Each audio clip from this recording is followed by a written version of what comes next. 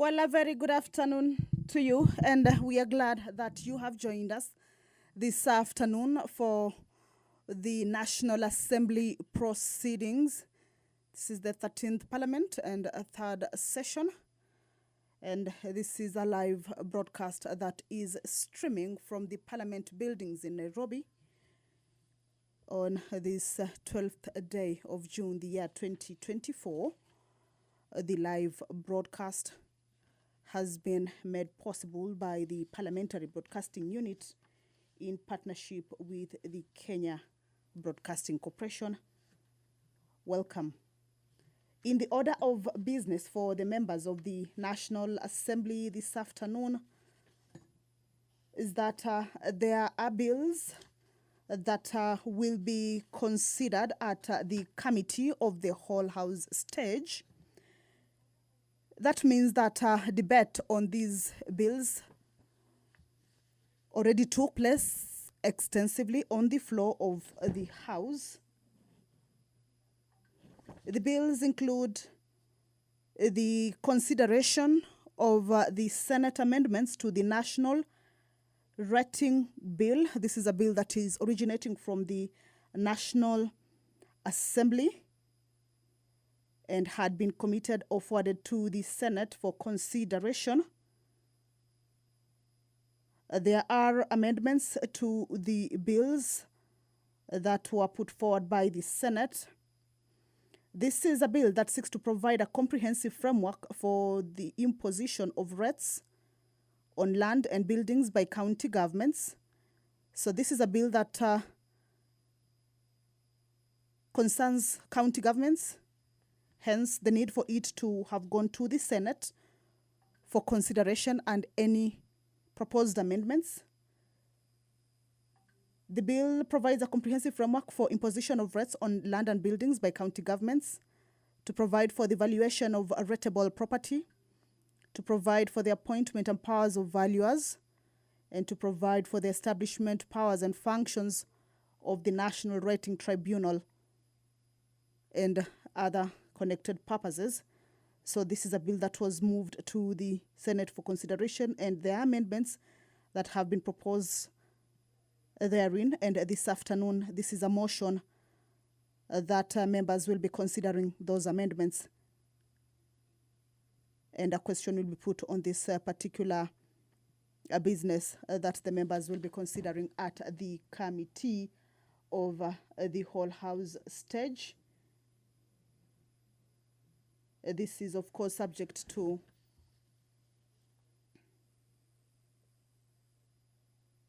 whether or rather this is subject to after the amendments have been considered in that particular motion of consideration of the Senate amendments to the National Rating Bill, a bill that is originating from the National Assembly.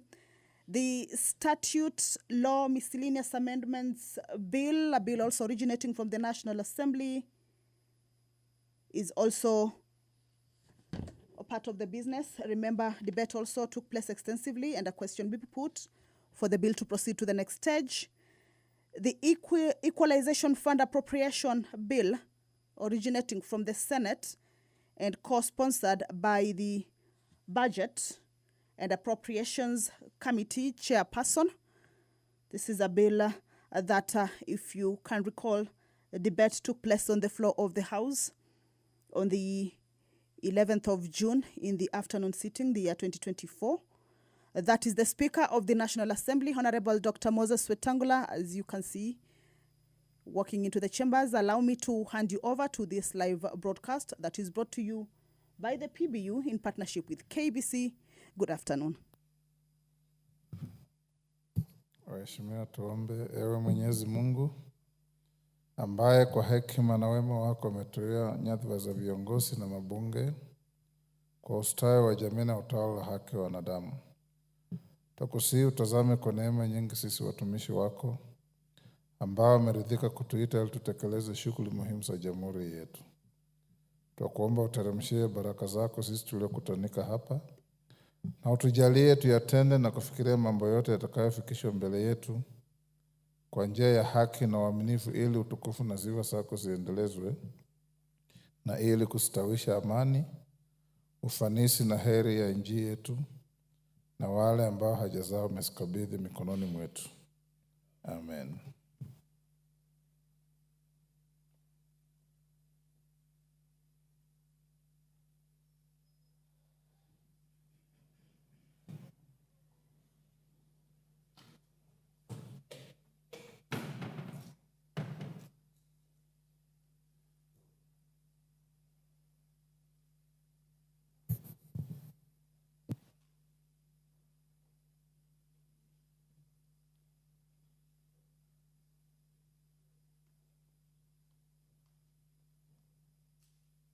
Sergeants, ring the division bell.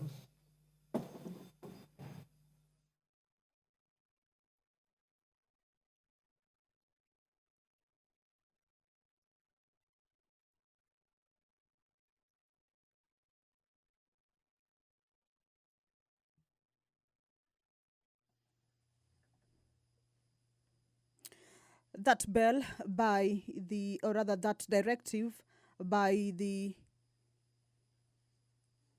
Speaker, who is presiding over this afternoon sitting, is an indication that the House does not have the required quorum, necessitating that quorum bell that is currently on.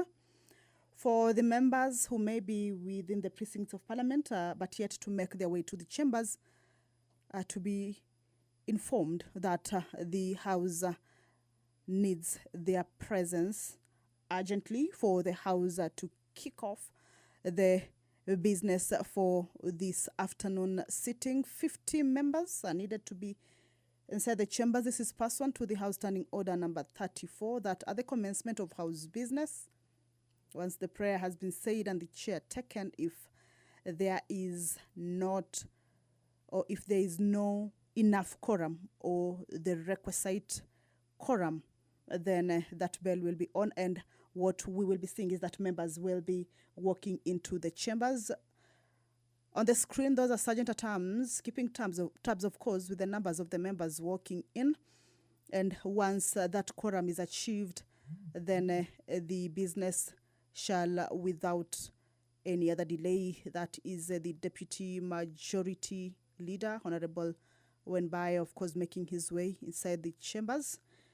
And we will be seeing members, of course, walking in. Once that number is achieved, then I will, without delay, hand you over back to the live proceedings over the National Assembly business for this afternoon.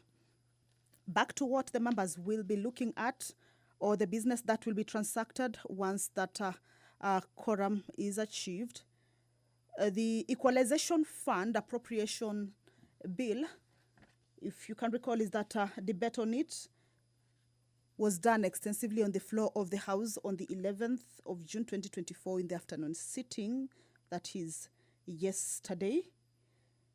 And this is a bill that is co-sponsored by the Chairperson Budget and Appropriations Committee. The Equalization Fund Appropriations Bill seeks to authorize the issue of a sum of money out of the Equalization Fund and its application towards the service of the year ending 30th of June to appropriate the sum for certain public basic services. Basically, the Equalization Fund is established, or the Equalization Fund seeks to facilitate the provision of basic services, including water, roads, health facilities, and electricity to marginalized areas to the extent necessary to bring the quality of those services in those areas to the level generally enjoyed by the rest of the nation. So far as possible, the bill there will propose legal framework for the issuance of monies out of the Equalization Fund to counties in which marginalized areas fall for the provision of crucial basic services.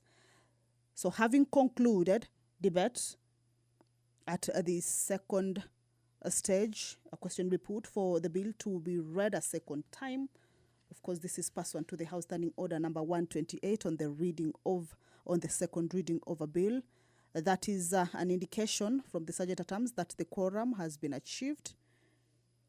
Allow me to hand you over back to the proceedings of the National Assembly this afternoon. Good afternoon.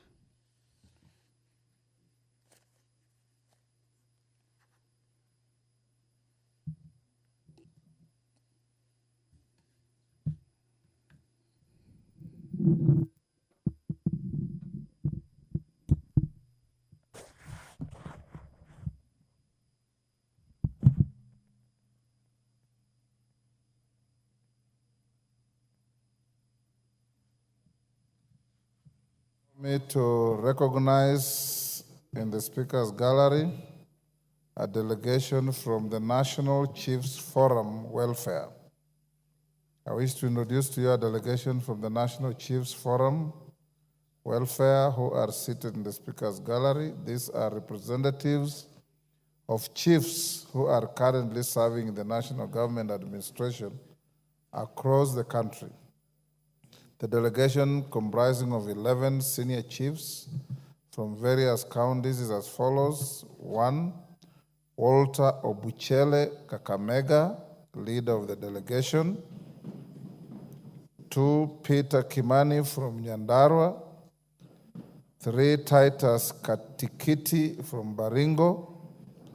4, Kennedy Okoko from Homa Bay. 5, Alfayo Walubengo from Bungoma. 6, Immaculate Njoka from Kirinyaga. 7, Margaret Ogamba from Nyamira. 8, Magdalene Kariuki from Nyandarua. 9, Eunice Kiema from Kitui. 10, Jacob Madina from Kisumu. And 11, Isaac Ngare from Embu. Honorable members, the delegation paid a courtesy call to the office of the Speaker. On my own behalf and that of the National Assembly, I welcome the delegation to Parliament and wish them fruitful engagements. I was requested by the member for Kisumu Town West. Is it East or West? West. Rosa Buyu, you said one of the chiefs is from your place. Thank you, Mr. Speaker, for indulging me. Indeed, one of the chiefs is from my place, Mr. Mudiba, but the reason why I asked to speak, Mr. Speaker, is just to acknowledge the most important work that they are doing in their regions. Mr. Speaker, we know that the chiefs and the assistant chiefs are our first point of contact, or the people's first of contact with the government, and they are doing a tremendous job. In Kisumu West constituency, Mr. Speaker, we've taken it upon ourselves to ensure that the places of work for the assistant chiefs and the chiefs is something that is warm, because that is where they hold their barazas, that is where they are able to meet the people and work for the people. And Mr. Speaker, I just want to take this opportunity and join you in welcoming them and congratulating them for the work they do. Mr. Jacob actually sits as a secretary within Kisumu County or Nyanza region, but in the national sphere, he sits as the coordinator of ICT. And on everyone's behalf, I want to welcome him and thank him for the good job that he's doing. Thank you, Mr. Speaker, for giving me this opportunity. Yes, Irene Mayaka. Thank you, Mr. Speaker. I also want to take the opportunity to welcome our chiefs, and in particular, happily just recognize the only lady who is from my home county of Nyamira, and really give them a warm welcome to observe as we conduct the proceedings of the House. I thank you. She's not the only lady. Oh, okay. Because in the group there are 4. Yes, Honorable Member. Thank you, Mr. Clive. Speaker.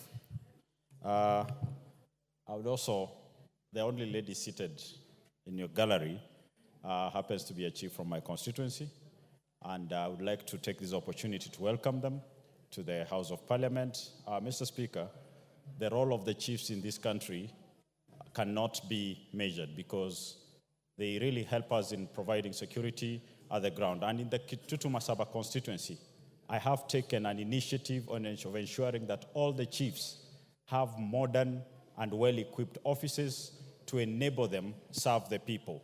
And I would urge all members of this House to kindly ensure that our chiefs have habitable and offices that befit their service. They serve us, they help us in ensuring that our youths are in line with the ethics and growing up in a proper way. So we would like to support the chiefs and the chiefs' offices in the best way possible, as they are the main persons who are in contact with the people on the ground. Thank you, Honorable Speaker. Mutuse. Thank you, Mr. Speaker, indeed to join you in welcoming the National Chiefs Welfare Association officials and to join fellow members of Parliament in appreciating the important role that chiefs and sub-chiefs play in terms of the delivery of national government services. And to also inform them that this House is very committed in ensuring that they are able to reach the people at the grassroots. We know indeed they do that through the village elders. And their village elders have for the longest time never been remunerated. And it has been left upon the chiefs and sub-chiefs to wonder as to how the village elders will go about their duties. To report that this House has been very keen on ensuring that there is a legal framework to recognize the villages and the village managers who serve under them, and that the government is adequately resourced to remunerate them so that going forward, the chiefs do not have to use their own resources to do government work. So indeed, we will continue to work with them where we come from and all over the country to ensure that government services reach the people at the lowest level. I thank you, Mr. Speaker. Justice Kamei. Thank you, Honorable Speaker.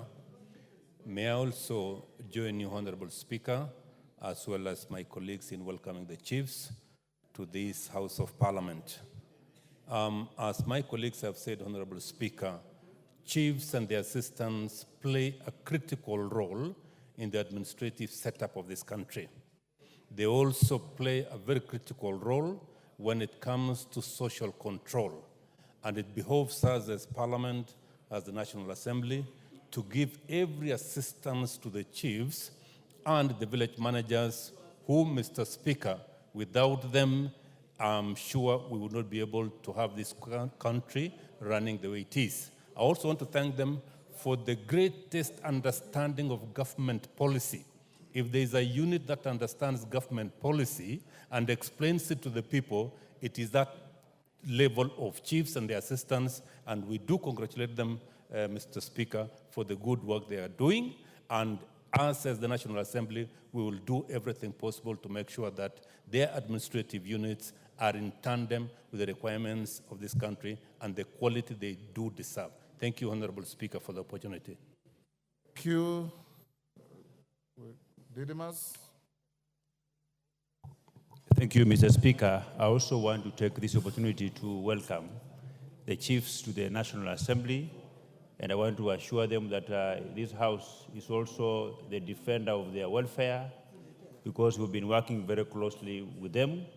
And I also want to assure them the commitment of the National Assembly into ensuring that they are handymen, who are usually referred to as Bakasa or village elders, that this House is committed into ensuring that they have their welfare. And most importantly, Mr. Speaker, these chiefs, they play a very critical role in the villages, Mr. Honorable Speaker. And this House must rise to the occasion to ensure that the money that this House sends to the county commissioners, to the regional commissioners, that the chunk of that amount of money, Honorable Speaker, should go to the chiefs who actually traverses villages seeking for information, where the county commissioners, seated from the comfort of their offices, will only take and relay them to Nairobi. That money must go to the chiefs. The county commissioners don't require anything. They have the cars, they have the vehicles. Their vehicles are fueled. The people who require money for operations are these chiefs, Honorable Speaker. In this House, we must rise up to the occasion to ensure that the money is not just embezzled by the county commissioners and the deputy county commissioners, but actually goes to the chiefs who do the spade work for them. I thank you, Honorable Speaker. Nguna. Thank you, Speaker. I also join you and my colleagues in welcoming our chiefs in the public gallery, Mr. Speaker. Mr. Speaker, chiefs plays a very key role in maintaining the order in our communities, and notably in sorting out conflict issues in our society, Mr. Speaker. Let me also take this opportunity to welcome one of them, especially from Kitui, who is from my county, and the rest, because every time we do any meeting, public gathering, we always involve chiefs, Mr. Speaker. Issues to do with NGCDF, issues to do with bursaries, we always use chiefs in calling up the meetings, Mr. Speaker. With those few remarks, I'd say enjoy your stay in Parliament and just learn something and go back to the society to help them. Thank you, Mr. Speaker. Shinali? I'll give you. Thank you, Mr. Chair. Mr. Speaker, sir, I wish also to join my colleagues in welcoming the chiefs here, Speaker. First of all, I must thank you, Speaker, for recognizing the chiefs and inviting them in this August House, Mr. Speaker. Speaker, I want to appreciate the chiefs, the work they do. Most organs of the Republic and the government, Mr. Speaker, get information, including NIS, from the chiefs and their assistants and the village elders, Mr. Speaker. Mr. Speaker, I want also to confirm and encourage the chiefs, tell them that the members of Parliament here in this assembly support that their village elders be paid, be given some stipends, because we realize the work they do, Mr. Speaker. Mr. Speaker, in the same note, Mr. Speaker, I want to urge the government that our chiefs should be made mobile, Mr. Speaker. There is a time they were given motorcycles, Mr. Speaker. This needs to be supported, Mr. Speaker, with the fuel and maintenance, and all the chiefs and assistant chiefs should be provided with motorcycles, Mr. Speaker. I thank their chair, Mr. Speaker, Chief Mukungu from Quisero, Mr. Speaker, whom I know, and I was excited, Mr. Speaker, when I saw him here. I will take this opportunity to specially welcome him, Mr. Speaker. Thank you, sir. Yes, Sirma, tumalize sasa. Sirma, then Meli, you'll close. Thank you, Mr. Speaker, for giving me the opportunity to also give my contribution towards the chiefs in this country. The chiefs are the people who are defending the public, although highly misused by the provincial administration, and at times they are fought by criminals because of the duty they are forced to without protection. Mr. Speaker, it has reached a time that we require chiefs to get back, to be given security again, which had been removed from them. Secondly, Mr. Speaker, I want to ask members of Parliament to give dignity to the chiefs in the grassroots by building offices for them so that they can be able to change their offices from the barracks into a sitting place where they can serve the public.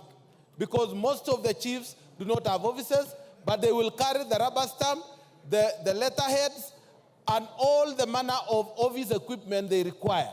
Mr. Speaker, I want to ask members of Parliament to give a chance and give the chiefs an opportunity to serve with dignity. Thank you, Mr. Speaker. Meli, close there now. Malulu? Thank you, Mr. Speaker. Last. Thank you, Mr. Speaker. Mr. Speaker, I rise to give my debate on this issue of the coming of the chiefs. That first of all, chiefs play a key role, a critical role in our society. Chiefs are actually almost the first line of national government administrators on the ground. It is through them that the government programs are publicized, issues of government campaigns, give issues of government publicity, and even more, they are actually the maintenance of law and order in our societies. Many chiefs in our society are actually the individuals who make sure that Kenyans understand government policies, government programs, through barasas, through meetings, through even seminars they attend. And I want to laud them because they do a lot of good work. Through the office of the chief, Mr. Speaker, Kenyans are able to solve their conflicts, they range from land disputes, family disputes, cattle rustling, and even maintenance of peace and order amongst communities. So, Mr. Speaker, that the chiefs, the leader of the Chiefs Forum or the Chiefs Association is here in the House is an indication that as a national government, we only need to empower them, build them offices, make sure that we give them modern means of communication. If it is the motorbike, we also give them even the money to run those offices. They are able to buy stationery. They are able to move across. And they are even able to buy airtime so that they can communicate amongst themselves and be able to curb crime or any other activity. In fact, even the immunization programs have been very successful in this country because of the role of the chief. So in effect, the chief is a very, very important person in the Kenyan society, and we really need to support him and to even give him security. At times, we feel very bad, Mr. Speaker, when you see chiefs being harassed or even being beaten up, and at times being killed because they have no security. So the national government needs to look into it and make sure that every chief within his camp, he has 2 or 3 police officers who are able to assist them. Thank you, Mr. Speaker. Asante. Maloli Njendi, you can close that now. Thank you, Speaker. I also arise to welcome the chiefs in the House and particularly appreciate the work they are doing for the country. Mr. Speaker, as I stand here, I also want to acknowledge that I'm a son of a chief. So the chiefs who are here are very important people, and I know with the work they do, there is a way God can always reward them, the way he rewarded my father by myself being a member of parliament. Mr. Speaker, what I wanted to note about the chiefs, during the reign of my father in the 70s, 80s, I would see the chief, then my father, had APs, administration police, at his call. That when there's a problem in the village, he would easily reach out to them. They would come and really help him to do some issues that were concerned with the security, like Honorable Meli is pointing out. So I would want to urge, I can see the vice chair of administration committee is here, that the amendments we are bringing on the floor that also involve the village elders to be recognized and be remunerated, they also add a clause there that will ensure the chiefs also have the APs at their disposal when they are serving the country, because they deal with very difficult situations, dealing with the land matters. And land matters, for example, in where I come from, usually result into fighting, death, etc., etc. Otherwise, I welcome the chiefs in the House, and I want to encourage them to continue performing their duties and ensure that their children also are acquiring education so that they can also reach high levels, even being the president of this country. Thank you, Speaker. Thank you. Member for Kericho, nakupa tu shingo upande lakini. Thank you, Speaker. The deputy majority here is asking me if my chief is here, but the chiefs who are here belong to Kenya. So I stand to also welcome them to this National Assembly, and I want to appreciate the work done by chiefs. Honorable Speaker, as Woman Rep Kericho County, whenever we have functions of launching and distribution of projects, chiefs always come and they support. More importantly, I like when they come on uniform, full gear, and members of the public appreciate that.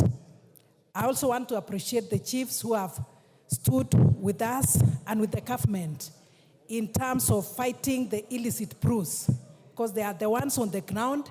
They actually know who are actually brewing, and they even know them by names. So I would request the chiefs to continue as we fight against that, not forgetting the gender-based violence which has become rampant, and especially In some parts of my county, the chiefs are the ones who give us information, and they also bring people together, and especially the families who are separated in one way or another. So I appreciate the work done by chiefs, and I say, let's look at their welfare.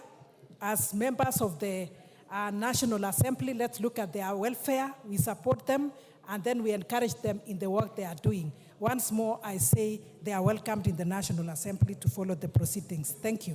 Martin Owino.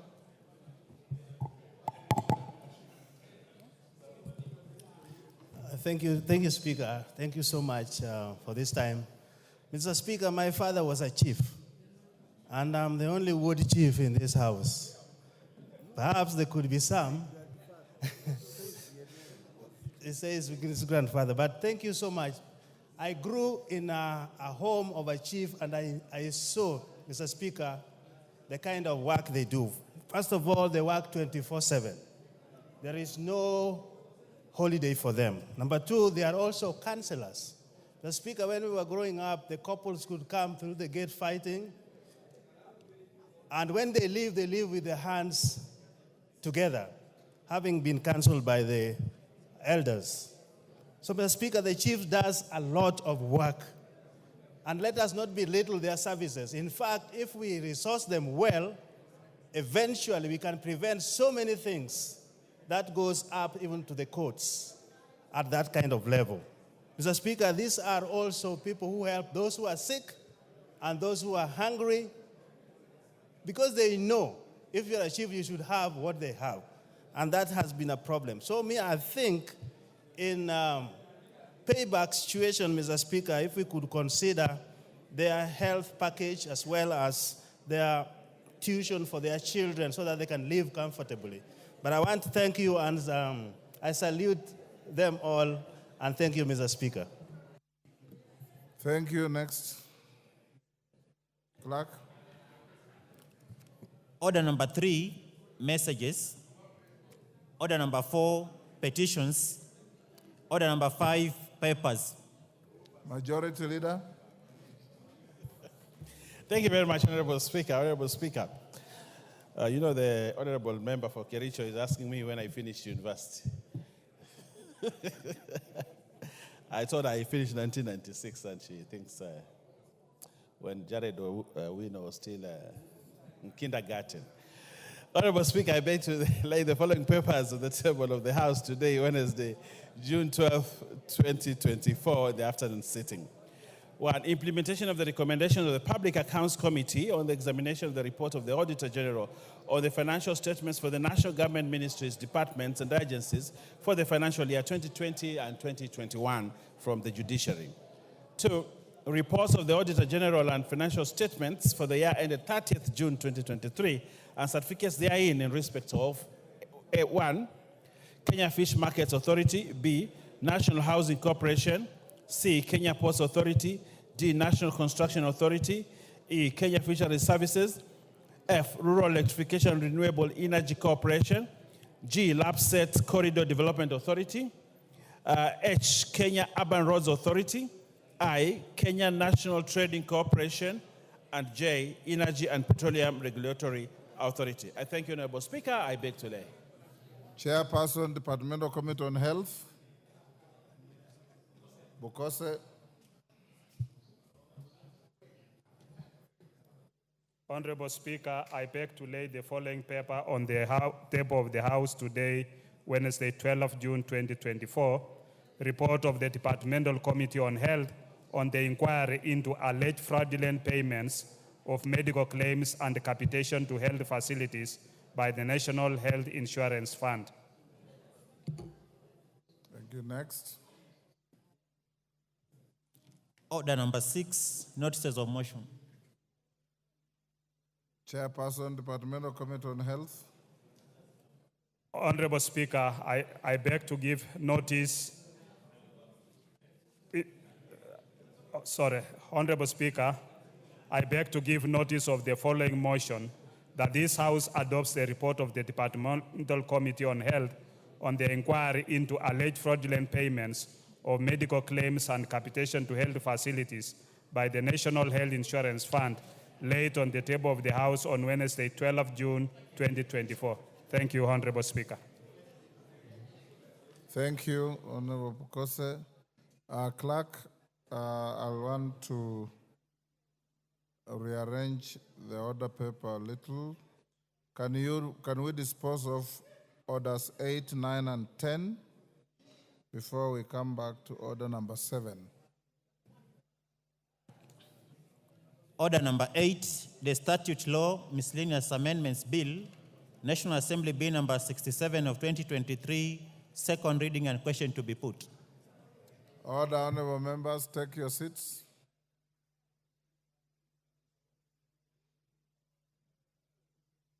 Order, Babu Wino, take your seat.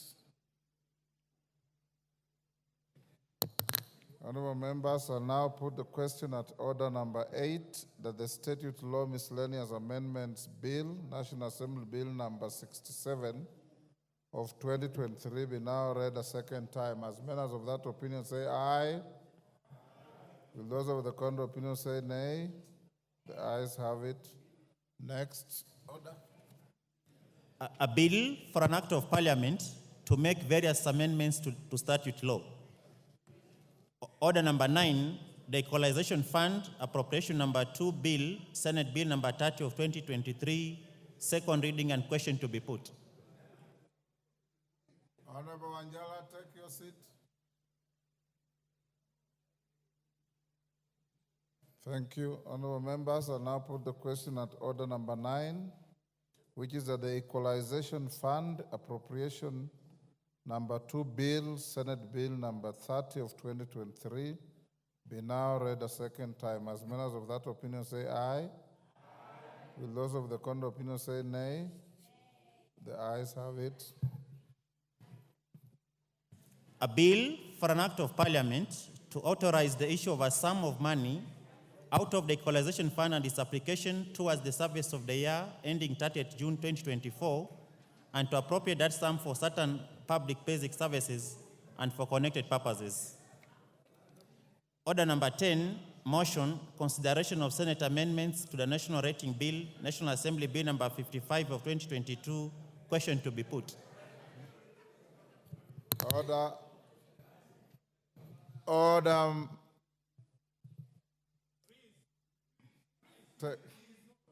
Take your seats.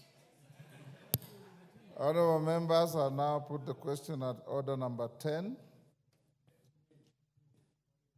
which is that the Senate amendments to the National Rating Bill, National Assembly Bill number 55 of 2022 be now considered. As members of that opinion say aye. As members of the contrary opinion say nay. The nays have it. I thought you had all gone mute. We go back to order number 7. Order number 7, questions and statements.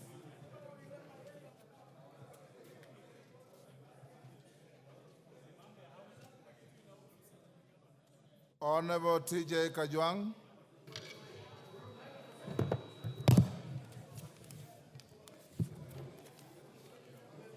Mr. Speaker, sir, pursuant to provisions of Standing Order 44-2C, I wish to request for a statement from the chairperson of Departmental Committee on Environment, Forestry, and Mining regarding the ongoing demolition of buildings constructed on riparian land along Nairobi River Basin in Nairobi County.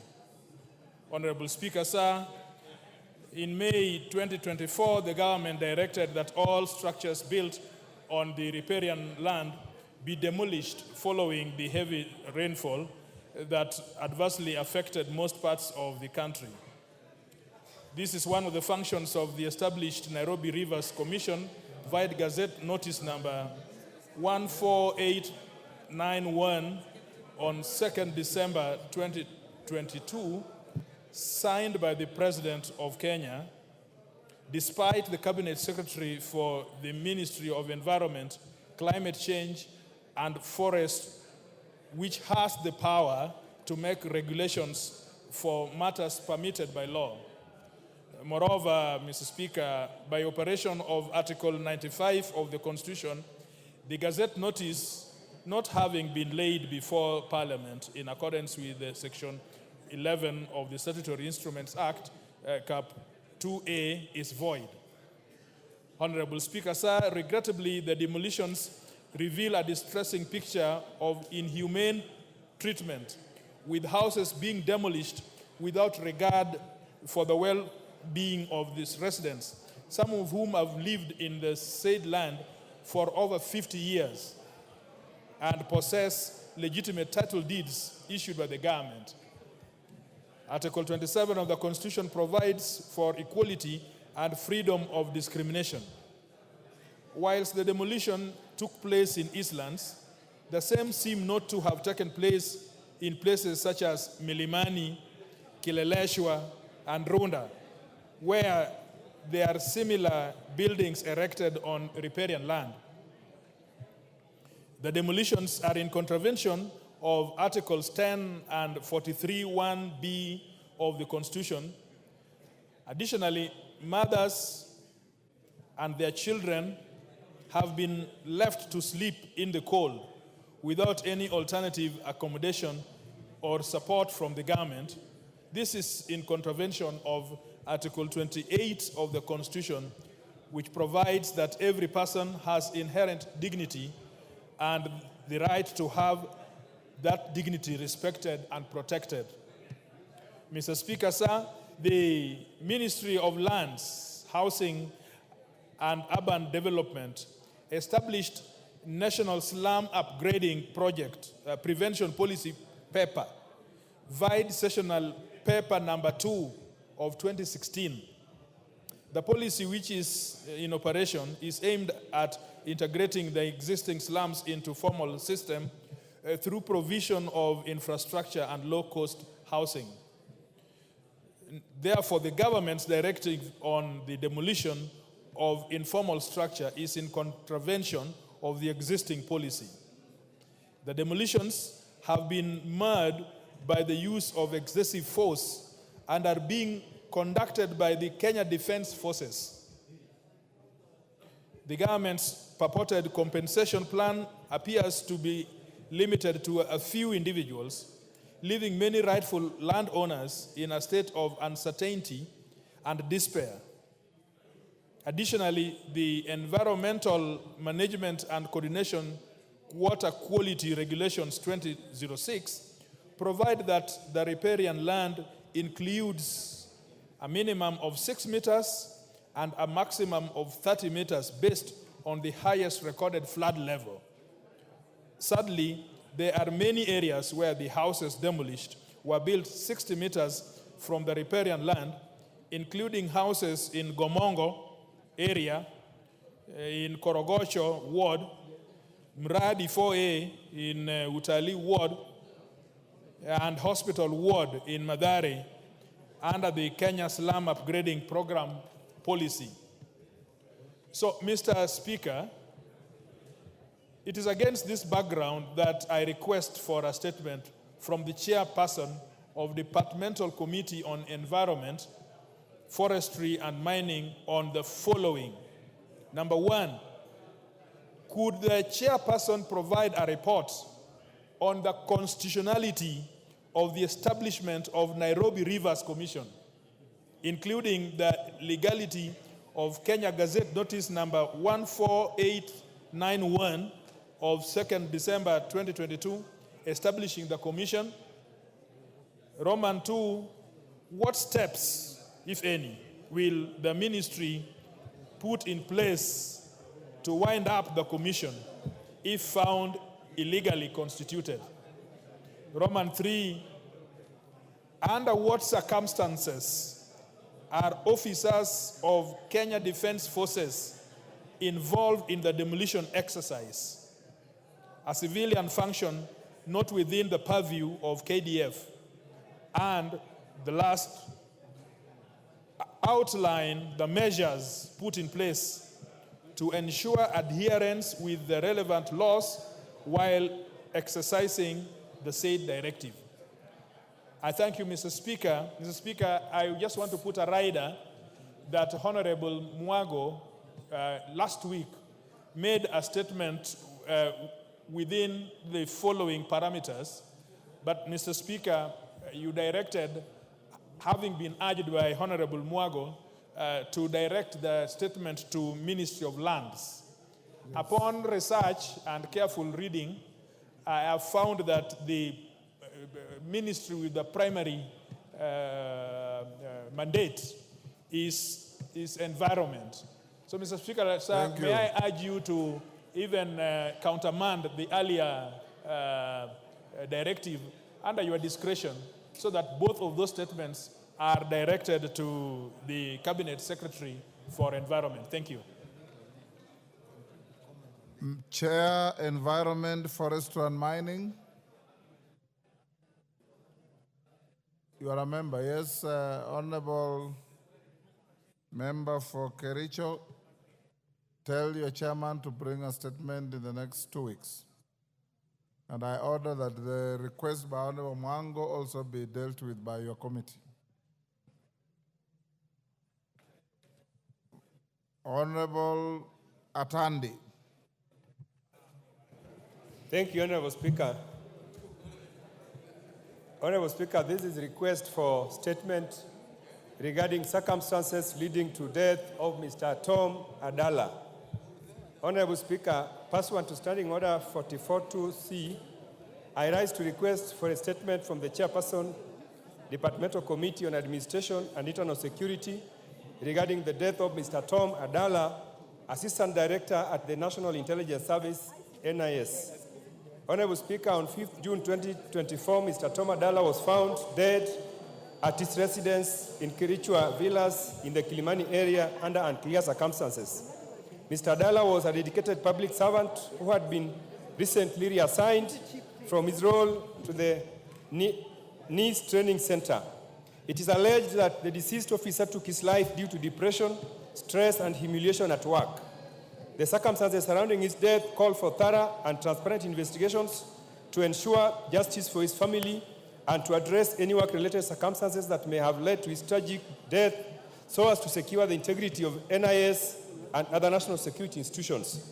Honorable Speaker, it is against this background that I seek for a statement from the Chairperson of the Departmental Committee on Administration and Internal Security on the following. 1, explain the circumstances that led to the death of NIS Assistant Director Mr. Tom Adala on 5th June 2024 at Kirichua Villas, Kilimani, Nairobi County. 2, clarify whether the Assistant Director could be reassigned other duties within the service and provide details of the legal and policy framework for such reassignment of duties. 3, explain the reasons for the recent reassignment of Mr. Tom Adala from his role as the Assistant Director to the NIS Training Center. 4, provide a report on the veracity of reports that Mr. Tom Adala suffered from stress, humiliation at the NIS because of his ethnicity. 5, provide a report on the status of investigations into the death of Mr. Tom Adala, including a timeline for the completion of the investigations and when the findings would be made public to provide clarity and closure for Mr. Tom Adala's family and friends. I thank you, Honorable Speaker. Thank you, Honorable Atandi Mukunji. Honorable Mukunji.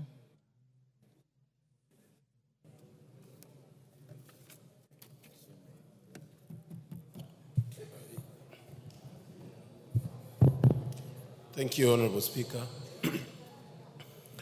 Honorable Speaker, pursuant to Standing Order 43, I wish to make a statement on the launch of 2024-2029 Kenya Young Parliamentarians Association Strategic Plan, launch scheduled for Thursday, 13th June 2024 at the JW Marriott Hotel.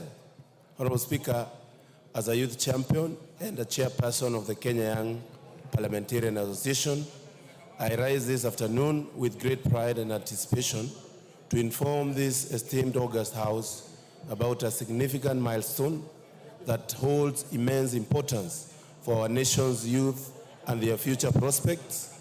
The theme of this momentous event is From Vision to Reality, 20 years and beyond.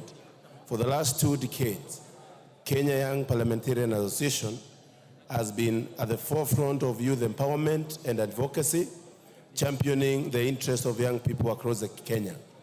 The association was established to provide young parliamentarians with a platform to collaborate, influence policy, and address the unique challenges faced by the young, irrespective of their geographical locations, religion, societal class, or political affiliations. Our association's unifying factor has always been the youth. Honorable Speaker, the development of KYPA strategic plan has been a comprehensive and inclusive process. This was made possible by the immense support and extensive collaboration with you, Honorable Speaker, our partners, and the stakeholders, whose insights have been invaluable in shaping the document. The plan outlines our vision and mission and the strategic objectives for the next 5 years, with a specific focus on enhancing members' legislative capacities, broadening public participation in legislative agendas like budget making, youth-relevant topics such as unemployment, climate change, through targeted forums and education campaigns. Developing youth-centric legislative initiatives through propelling creation of youth-related bills, motions, and youth-led legislative actions. And youth capacity building to enhance skills, capacities of young people through mentorship and training programs that will equip the youth to take leadership roles. This event, more than just a launch, it will act as a unifying factor for the youth and the young leaders in the Republic and beyond.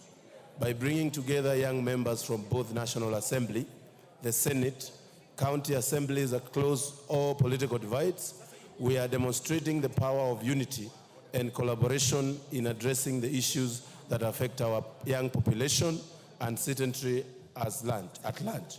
The launch event will always provide a platform to celebrate our past achievement, highlight our strategic objectives, and reinforce existing partnership while fostering new ones. Honorable Speaker, I extend my heartfelt gratitude to our young members, partners, donors, and stakeholders for their unwavering support and contributions to the KYPA journey. As we look forward to the future, let us continue to work together in driving the youth empowerment agenda and ensuring that the voices of young Kenyans are heard and valued in every sphere of our society. Lastly, Honorable Speaker, it is my distinct pleasure and honor to invite young members to this auspicious occasion as we launch the 2024-2029 strategic plan, alongside His Excellency the President of the Republic of Kenya, Dr. William Samoei Ruto, who was a founding member of KYPA, and other dignitaries, Honorable Speaker. It is through this vision and support that such a noble initiative exists today. I thank you, Honorable Speaker. Thank you, Mkunji. Honorable Mumina Bonaya, MP Isiolo County. Honorable Member. Honorable Speaker, pursuant to provision of Standing Order 44-2C, I rise to request for a statement from the chairperson of the Departmental Committee on Labor regarding the interdiction of employees by National Health Insurance Fund. Honorable Speaker, Part 6 of the Employment Act elaborately outlines the processes to be followed by an employer in termination of employment, including the rights and obligation of both the employer and the employee. Regrettably, the NHIF has been unfairly dismissing employees in the recent past without following the stipulated procedures laid down in law. On 13th March 2024, the NHIF unfairly interdicted Kalicha Bonaya Guyo of personal number PF 1727, despite submitting a comprehensive show cause letter that exonerated him from the allegations leveled against him.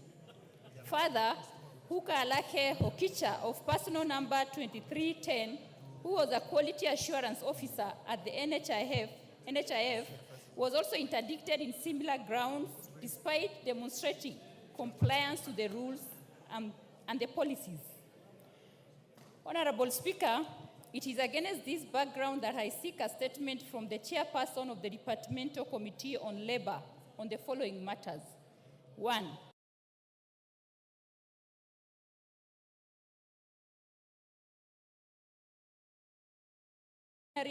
Processes against its employees, including interdiction and dismissal from employment. 2. Could the ministry undertake an inquiry into the cases of interdiction of employees at the NHIF and submit a report to the House on the matter, including compliance with the law on all disciplinary processes undertaken on employees, particularly with respect to Kalicha Bonaya Guyo and Puka Alake Okicha? And lastly, what measures has the ministry put in place to ensure that all public service employees, particularly those serving at the NHIF, are fairly investigated before being interdicted? I thank you, Honorable Speaker.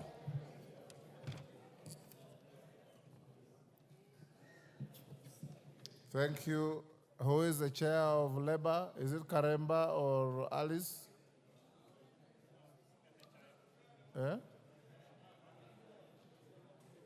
NHIF, Honorable Bonaya, and you sure you misdirected your statement? NHIF is under the purview of health. Did you intend to direct your statement to health or to labor? The issue has to do with the labor. Eh? Employment. Employment goes under labor. Okay, it's up to you. I thought it was a matter of NHIF should go to health. Majority Leader, is there anybody from the Departmental Committee on Labor? Is that the committee chaired by Karemba? Inform him to bring a response in 2 weeks. Honorable members, allow me to acknowledge in the public gallery students, even if they have gone, they were there. Gaikundo Secondary School from Krueni, Nyeri.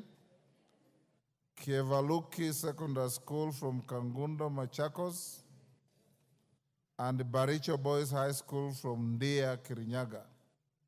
Even if they have gone, they should feel welcome in the presence of Parliament. Jared Okello. Yes, Order Okello. Yes, Minority Whip, sorry. Mr. Speaker,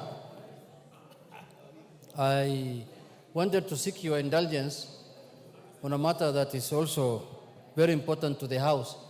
Mr. Speaker, as you are aware, this month we are dealing with the financial issues, this month of June. And tomorrow we are going to have the CS here to give us highlights on the budget estimates. But after that, Mr. Speaker, we are going to embark on the journey of the finance bill. And I can see that a lot of public participation has been done extensively. Members have been engaged. And those views of members of the public are very important. So, Mr. Speaker, I wanted to seek your indulgence that the report of the committee should come early enough, should be tabled early enough, so that members can use that report to debate. Because, Mr. Speaker, the report might change the bill as it is fundamentally. So sometimes we have come across a situation here where members are debating the bill originally as it came, when the committee has recommended a lot of changes to the bill. So, Mr. Speaker, time is of essence. We are only remaining with 2 weeks, because by 30th of June we should pass that bill. So I was requesting your indulgence that the report must come as soon as possible to the House so that we can internalize it. Thank you. Yes, Majority Leader. That's a legitimate request. Yes, Honorable Speaker, let me thank the Minority Whip for that concern. and to confirm to the House, Honorable Speaker, and the country that indeed it's true. A lot of public participation has been done by the Finance Committee. And Honorable Speaker, if you can protect me from this group behind here, led by the member for Mwatate. Mwashako and the member for Garsen. Thank you, Honorable Speaker. I was saying, Honorable Speaker, following the extensive public participation that comes to a close today, I am informed by the clerk's office that the Committee on Finance will retreat from tonight and all the way up to Monday, and hopefully they should be able to table a report from next week, Tuesday, when the House sits for the first sittings next week. And Honorable Speaker, it is also true that it is only upon the tabling of that report that members can be able to debate and even have a very clear public discourse on what will be contained in the final bill or what would become the Act of Parliament, Finance Act of 2024. Because, Honorable Speaker, I have seen even governors in funerals, in churches, like the governor, clueless governor for Nyeri, debating the finance bill and saying he will vote no, as if he votes in this house. And you know that governor, Honorable Speaker, even has no idea of what is contained in the finance bill, has not even bothered to follow what the public discourse. And therefore, I would just appeal to even the governor for Nyeri. I know the people sending him are the same characters who are trying to mobilize members of parliament. And I must thank these honorable members of the National Assembly because they have refused to be incited against the finance bill and insisted on waiting for the report of the Finance Committee to read, understand what is now contained in that report, see what amendments come out of the public participation, then we make decisions based on what will come. But we cannot make decisions based on what some funny governor is saying in some church somewhere, Honorable Speaker. And I thank the Honorable Junet for raising that question because it gives us the opportunity also to put into proper perspective the workings and operations of the National Assembly and indeed Parliament. That we never preempt debate to go and debate things out there before they come before us. The bill is rightly before the Finance Committee. The Finance Committee is considering the bill plus the proposed amendments that have come from members of the public and other stakeholders and Kenyans at large. And I do hope the Finance Committee will work with speed to be able to table that report next week, Honorable Speaker. Thank you. Thank you. Jared, yes, Minority Leader. Honorable Speaker, I just wanted to add my voice to this very vital matter that has been raised by the leader, by the minority whip, Honorable Speaker. Indeed, the issue of the finance bill is so important that we need to get it right this time around. This time around, bearing in mind the public mood out there, it requires that we go through this process in a manner that gives members the time to interrogate the report and the attendant amendments, Honorable Speaker. Honorable Speaker, the reason why I'm rising is what I've heard from the Honorable Majority Leader say. The Honorable Chungwa has made some remarks or some comments concerning the governor of Nyeri, who purported to be making a decision on this finance bill out there. But he made more serious remarks besides that I was very concerned about, Honorable Speaker, if you indulge me for 1 second. The governor of Nyeri, that is Mutahi Kahiga. I listened to him, I couldn't believe that I'm listening to a leader who has been elected by the people in a county. That he was castigating the government of the Republic of Kenya for extending development projects to Kenyans. That he wondered why the stadium in Bungoma was completed in a record 2 weeks, and yet the one in Nyeri is still pending. And yet the people of Bungoma did not vote as much as people of Nyeri for the government. He also lamented why the the debts for the sugarcane farmers was being waived. And yet, sugarcane farmers did not vote for this government, Honorable Speaker. We must actually, in one accord, say without any equivocation that the government of the Republic of Kenya belongs to all Kenyans. And all Kenyans pay taxes. All Kenyans pay taxes. Be they in Bungoma, Kakamega, Siaya, where I come from, or Nyeri. They are all Kenyans. They are all Kenyans. And therefore, Honorable Speaker, time has come now. Some of us have got no business, by the way, with the differences in UDA. We perceived, I don't know. Whatever issues that are in UDA don't concern us. But you cannot stand on a public platform and be seen to be discriminating against a section of Kenyans on account of how they voted in the last elections. So I said while I was in Siaya yesterday, Juzi, that governor must be called to order. And if for sure he's pursuing some agenda, which we don't know, then that agenda is contrary to the national interest, Honorable Speaker, and the Constitution, of course. So I want to stop at that for the time being. In the fullness of time, I will be coming back with a more comprehensive action. Thank you, Honorable Speaker. Thank you. I don't want to escalate that. Majority Leader, you should also inform that governor that the sugar industry's debt write-off was sanctioned by this House. It was not an executive order out there. It was sanctioned by the representative of the people, including MPs from his county. Yes, Majority Leader.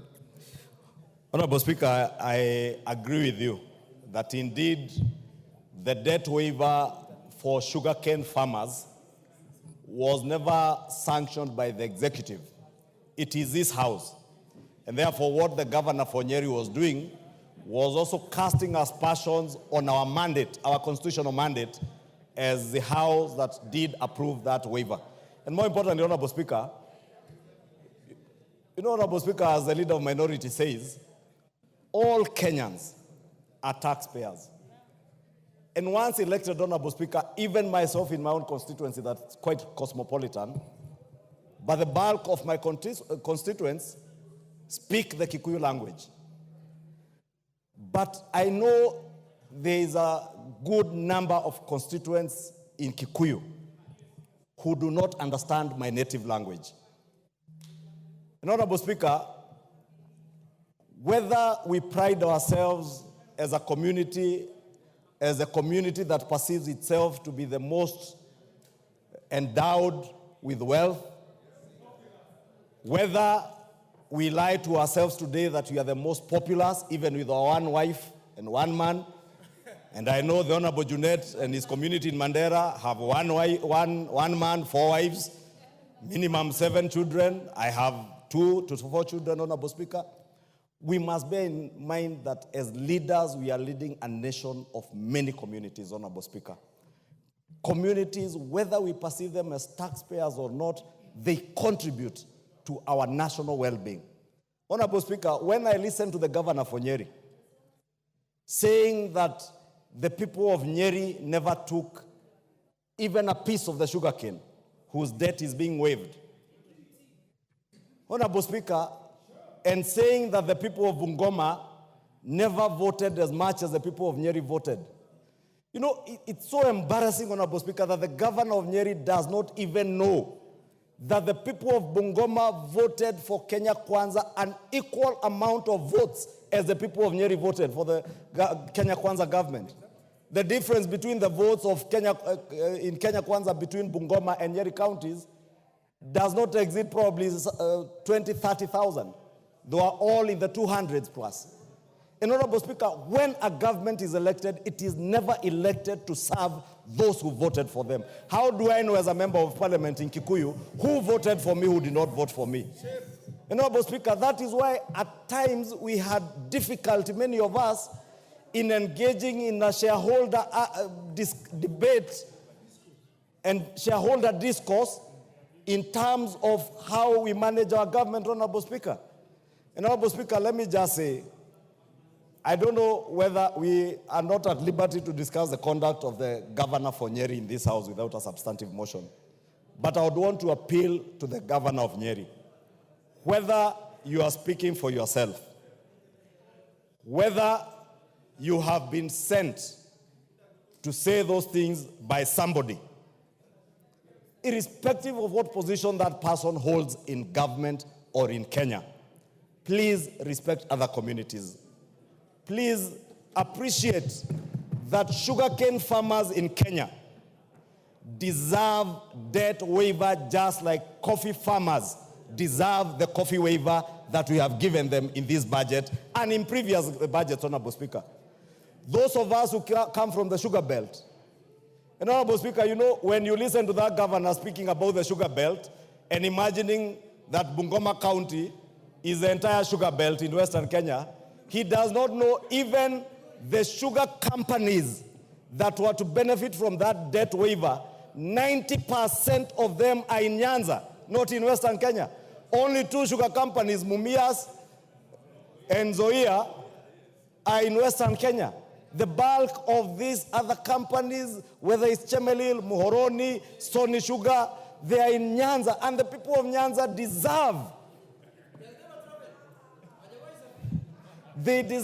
to benefit from taxpayers' money, Honorable Speaker, just like the people of Kiambu deserve to benefit from the coffee debt waiver. The people of Nyeri, the people of Kirinyaga deserve. Therefore, Honorable Speaker, let us as leaders, and that's why, Honorable Speaker, in conclusion, I said here last week, and I know what I said here when I quoted a quote, saying that you cannot build a kingdom when you are fixated with attention from the village. I know there are those who took it out of context to try and mobilize a hate campaign. But I call on us as members of the National Assembly to put the nation ahead of our communities, to put the nation ahead of our parochial self-interest, Honorable Speaker. And therefore, as I condemn the actions and the words of the governor for Nyeri, Honorable Speaker, and I will indeed be writing to him to officially inform him some of these things that have been said here in writing for his record, so that as he exits office, he may travel a bit around the country, just tanga a bit and engage in a bit of political tourism to understand other people around the country. Thank you, Honorable Speaker.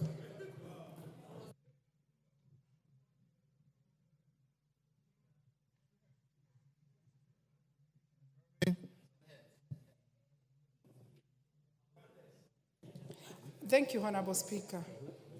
Honorable Speaker, I want to support what the Majority Leader is saying, because personally I was there when we were doing campaigns in Bungoma with the President. And even the time the President went to Bungoma and Migori to waive those debts, I was there. So what I want to ask my brothers and sisters in this house, the Nyeri people are innocent, and I want to apologize on behalf of Nyeri people. Thank you, Honorable Speaker. Rosa.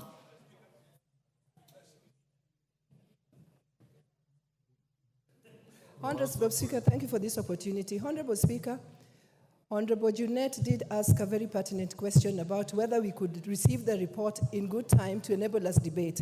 I'd like to request that could the Majority Leader give us the assurance that we will receive that in time instead of going into politics. This politics does not answer that question. He already gave that thank you. assurance, Rosa. Maybe you are not listening. He said the report is likely, and I'll direct him to ensure it is tabled by Tuesday. Mr. Speaker, I think it was overclouded by all these political statements, which I don't think were part of what Junet had asked. Thank you, Honorable Speaker. Didymus.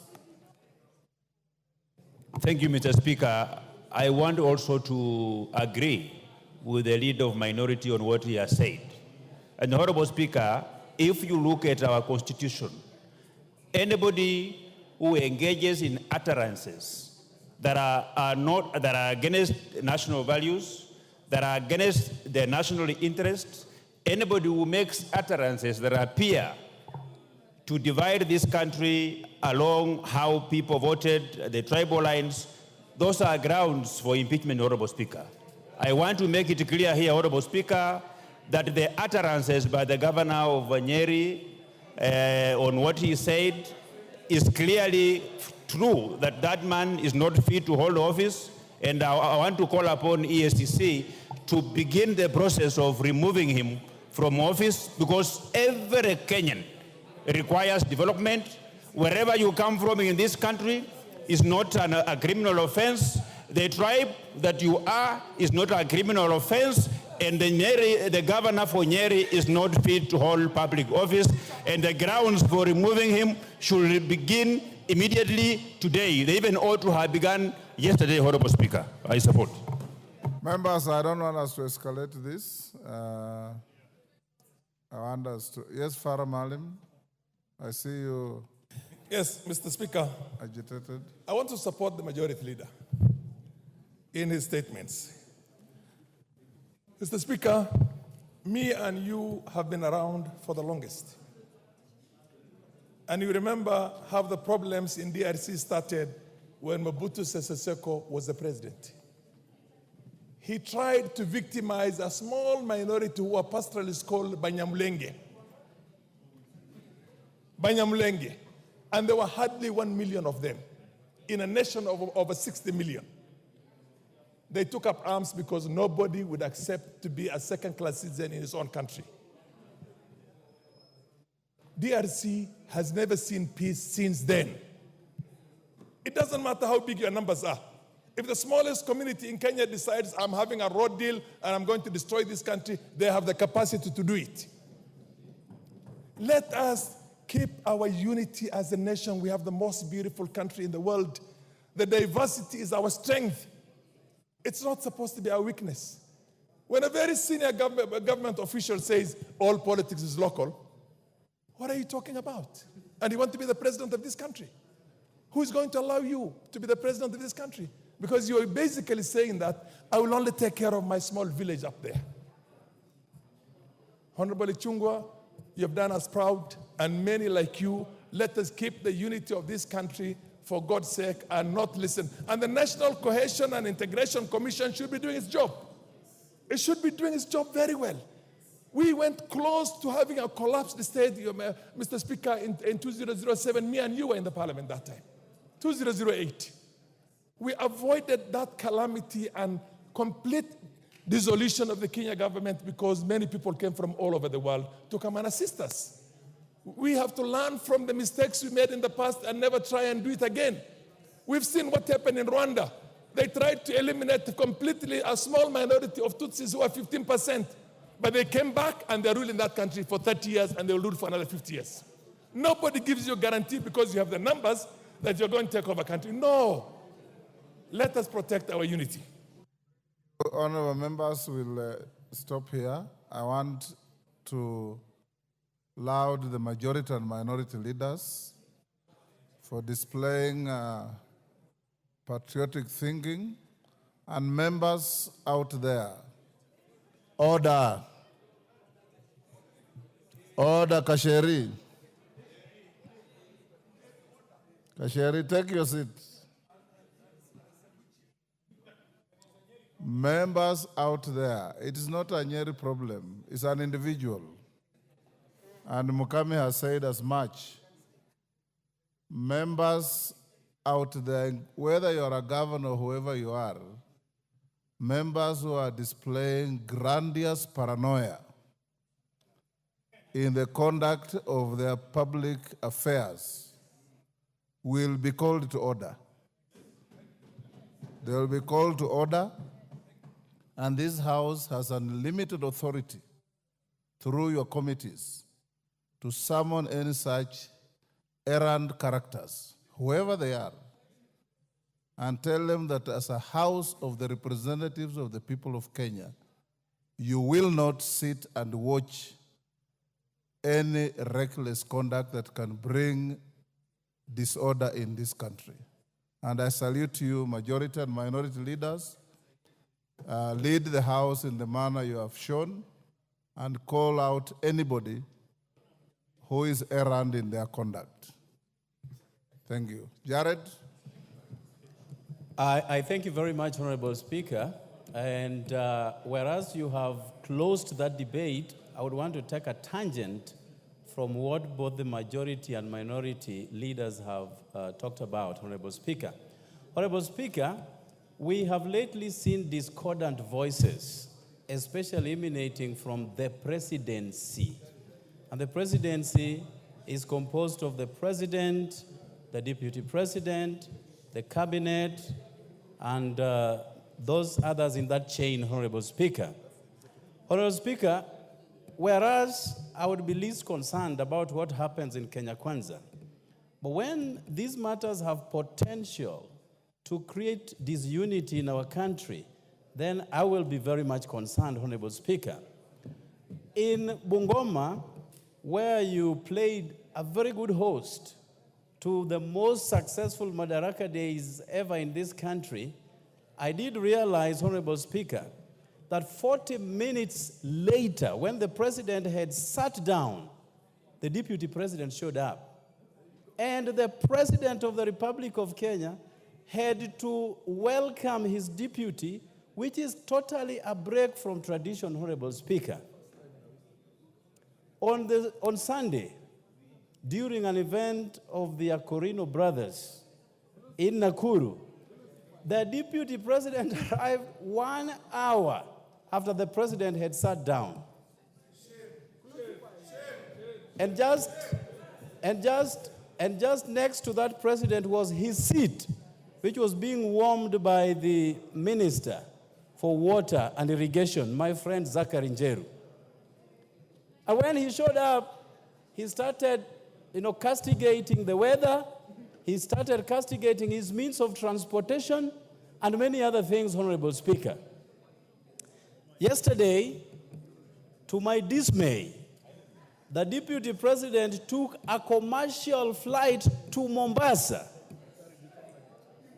and was hauling his own bag, getting into the aircraft, Honorable Speaker. Honorable Speaker, this House appropriates and budgets for travels of the deputy president, Honorable Speaker. And at no given time have we ever envisaged a situation where he takes a commercial flight. But if he takes solace out of commercial flights, then it is upon and incumbent upon this House to reduce his travels by 95%, because we know what is being charged by commercial flights and the rates that are being charged by chartered flights, Honorable Speaker. Honorable Speaker, whereas this government is barely 2 years in office, we have listened to quite disdainful statements emanating from the office of the Deputy President. And I want to ask you, Honorable Speaker, that the majority leader here present to shed more light over these issues, because they touch on us as the consumers of government services, Honorable Speaker. Whereas a lot has already been spoken about regarding sugar and the loans that were offset by the government, Honorable Speaker, just yesterday, in a cabinet meeting, 6 billion shillings owed by coffee farmers was cancelled by the cabinet, Honorable Speaker.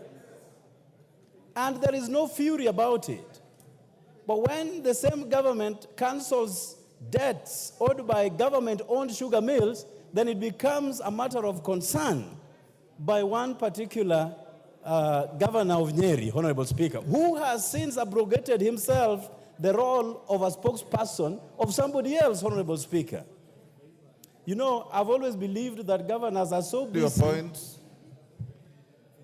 I've always believed, Honorable Speaker, that governors are too busy to even indulge in issues holding brief for others, Honorable Speaker. So, Honorable Speaker, these are fundamental, germane, and salient issues that, left unchecked, have the potential to create bigger problems for this country that we all love. So I implore upon my very good friend, Honorable Kimani Ichung'wah, the MP for Kikuyu, to shed more light on these matters. Otherwise, if there is a real problem that the deputy president is suffering, that as a house we can help him solve, then this is the right platform. But if he's creating, disunity and playing victim at the same time, so that a particular section of the government would go a different way, then we want to know and call him to order. I thank you, Honorable Speaker, for the opportunity. Yes, member for Kahawa. Mr. Speaker, Norwaraka. Mr. Speaker, in as much as this is music to my ear, but we are slowly digressing from the business of the House. I have heard names being made here. And Mr. Speaker, you are the biggest advocate of protection that persons must not be named here adversely without a substantive motion. That side has a majority, supermajority, so they say. There is nothing that stops them from dragging that Gachietha here so that they can impeach him. They can impeach him so easily by bringing him here and vote against him. So why should we divert from business of this House and enter into some charade and hypocrisy and politics instead of doing business which is before us? We know what you people are saying. We know the politics you are doing. But we also have our politics. We don't want to turn this place into a political arena. We know that this matter has been choreographed. Who doesn't know that? Order, Honorable Kajwang. Order. Yes, that is Atandi. Honorable Speaker, I didn't want to enter into this conversation, but Honorable Speaker, let the truth be said. The governor of Nyeri did not say anything out of this world.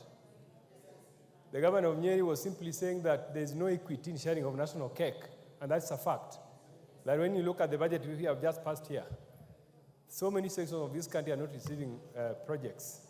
And the governor of Nyeri, as a leader elected by Nyeri residents, must fight for the welfare of Nyeri residents. So, Honorable Speaker, I think let us stem this discussion. The national cake is not being shared equitably. Most parts of this country are not receiving resources. And I want to support him.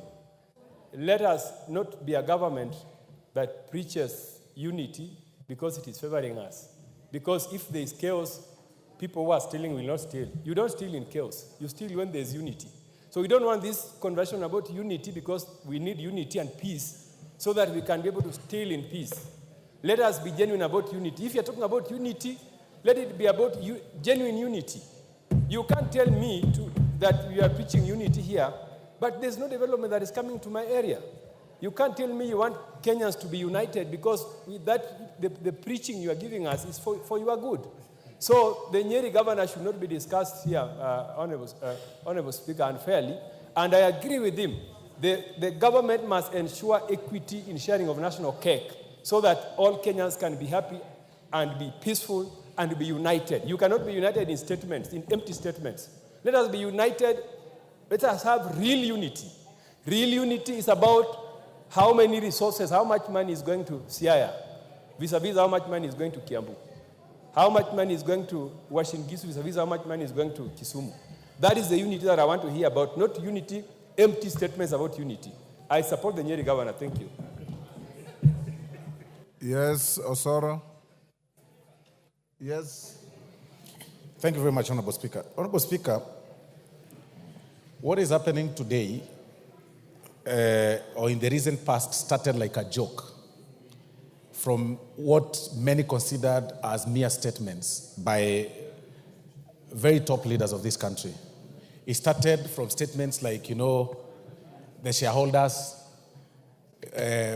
claiming that there are some communities that really did not contribute to the formation of this government, calling other people shareholders and other people traitors, and people kept quiet.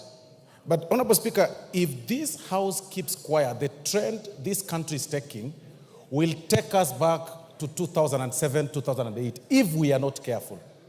Because it started from one particular leader, then it went down to what we'll call his supporters, or he recruited some speakers or a mouthpiece to speak on his behalf. And the recent utterances, Honorable Speaker, really shocked the nation, where somebody is questioning on the division of the national cake, how it should actually be shared, that it should be shared on how people voted. I mean, this is shocking. What he did say is that if we go by that formula that he was proposing, then he should also propose that a certain section of people or a region should then not pay taxes. They should also not contribute to the national cake in terms of paying of taxes. That is exactly what the governor of Nyeri meant. And that is extremely selfish, being extremely selfish. But more important, Honorable Speaker, to what Honorable Okello has raised, yesterday was a bit embarrassing. This House passed last year's budget, 2023-2024, and they allocated funds to every arm of government. The executive got their vote, and in particular, the presidency got a budget to help them run their affairs. Every member of this House and even members of public know very well that each office is well equipped with a team of people, with a team that helps people that move around, the executive, members of the executive to move around, like His Excellency the Deputy President.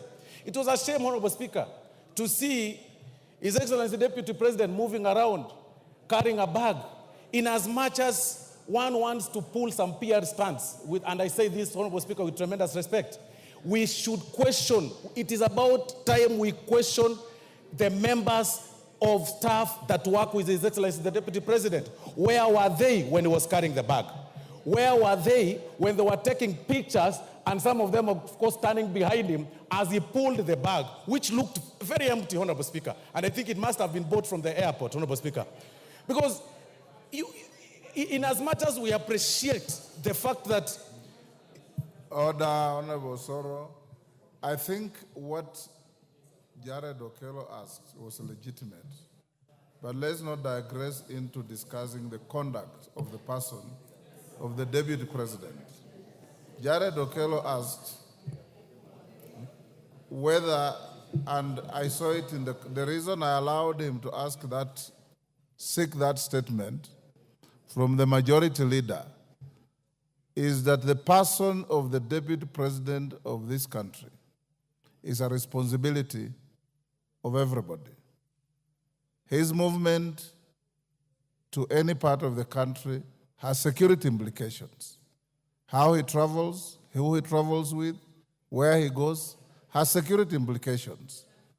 So I saw it in the context that it is not a matter that is normal to see our Deputy President towing a bag on the airside to the aircraft, because you have appropriated resources to facilitate the work of the office of the presidency. That is how I understood Okello's concern. And Okello was seeking the majority leader to assure the country whether this is something subnormal or this is something that is near normal, or somebody is saying is the new normal, but in security terms, it is not normal. And that's what I expect the majority leader to tell this House. So anybody who seeks to speak to this can only confine yourself within that context. If you start discussing the personal conduct of the Deputy President, I will not allow you. Yes, KJ. What's your point of order? Mr. Speaker, I was seeking to find out if the leader, the whip is in order, and you have guided so well, Mr. Speaker, on the points that we have to confine ourselves into. But the whip was also deviating into even taking a mickey on very serious professions, Mr. Speaker. He's talking about the Deputy Speaker taking a PR show to the runway. And I would like for the whip to understand that PR as a practice in itself is a very respectable profession. But most importantly, you also got to understand, Mr. Speaker, and I have to put this straight, that the Deputy President is on record saying that he is a product of the drama festival. He has acted on stage, in plays, even at the University of Nairobi, Mr. Speaker. So if he decides to put up a play, it is not the place of the whip to call him out on putting up a PR show, Mr. Speaker. Mr. Speaker, the Deputy President is very serious about supporting the talents in this country. Only a few days ago, Mr. Speaker, the Deputy President was there for the launch of the Bahati show, Mr. Speaker. We might have had a continuation of the same show on the side, on the runway of at the JKI, Mr. Speaker. So, Mr. Speaker, I was seeking to find out if the whip is in order to take a mickey at very serious professions, the profession of PR and public relations, the profession of actors, and even the people who chase clout for content, Mr. Speaker, for TikTok, are also doing a serious job, Mr. Speaker. So I would want you to find the whip out of order totally, Mr. Speaker, for deviating from the issues as you directed. Thank you very much, Mr. Speaker. Order, honorable members, honorable KJ. The act of a Deputy President towing a travel bag on a runway is not a display of talent. And it cannot be. Yes, Osoro, wind up. Thank you very much, Honorable Speaker. Honorable Speaker, I stand guided, and I'll not delve into the conduct of His Excellency Deputy President. But Honorable Speaker, nothing stops any member of this House from bringing the conduct of His Excellency Deputy President, especially when it's a shame to the country, Honorable Speaker. But if it's a reality show, as Honorable KJ has said, then I think it's important for us to appreciate him and say reality shows pay, and the young people have also shown that clearly reality shows are paying. And in fact, people are saying even TikTok pays. And the very first time I saw that video, Honorable Speaker, His Excellency Deputy President towing the bag was actually on TikTok. Honorable members, reduce your consultations. Wind up. Thank you, Honorable Speaker. So generally, Honorable Speaker, what I'm saying is that members, any public officer, any public servant, Honorable Speaker, right from the top, His Excellency the President, downwards, to all those people that have been given the privilege to serve in this country, should be careful on the utterances they make and their conduct in public. And it's at this point sometimes, Honorable Speaker, that we ask whether clearly NCIC is operational. Because at this point, we should be seeing the Governor for Nyeri being summoned and questioned for his utterances against a certain community and profiling some communities as lesser human beings, Honorable Speaker. And we should also be seeing, the people raising questions on Chapter 6 of the conduct of even some members, senior members of the executive, on how they carry themselves in public. But to also applaud the Deputy President, Honorable Speaker, and appreciate him for deciding to spend less, and use a commercial flight to Mombasa. That is now what we want. That is how we move around. That he is able now to pay. Zamzam, wind up. Asante sana Mheshimiwa Spika. Na mimi nataka nielezee wabunge wenzangu mambo yanayotendeka si mambo ya kucheka. Mheshimiwa Spika, sisi tunajua majukumu ya naibu wa rais. Na hata kama leo pengine Mheshimiwa Spika wewe pia ungefanywa hivyo, tungesimama hapa kuweza kukutetea, kwa sababu kuna bajeti ambayo imewekwa na tumemwona mara kadhaa akilalamika kuwa ndege imemwacha, ameambiwa sijui kuna hivi na vile. Kwa hiyo kuna shida katika taifa letu, na mimi naomba ikiwezekana Mheshimiwa Rais na Mheshimiwa Naibu wa Rais waweze kukaa chini, haya matatizo yaishe, kwa sababu Kenya ni yetu sisi sote. Na hata alivyoongea yule governor wa kule Nyeri, amezungumza makosa, kwa sababu ugavi wa rasilimali unafaa uende sawa katika taifa nzima, Mheshimiwa Spika. Na kama alikuwa anataka kutetea pengine naibu wa rais, asingetumia matamshi yale, kwa sababu yanazidi kuleta sintofahamu. Kama ile mashini ya miwa kule, ilikuwa ni haki wao kupewa fidia kuweza kuregesha ule mtambo wa miwa, Mheshimiwa Spika.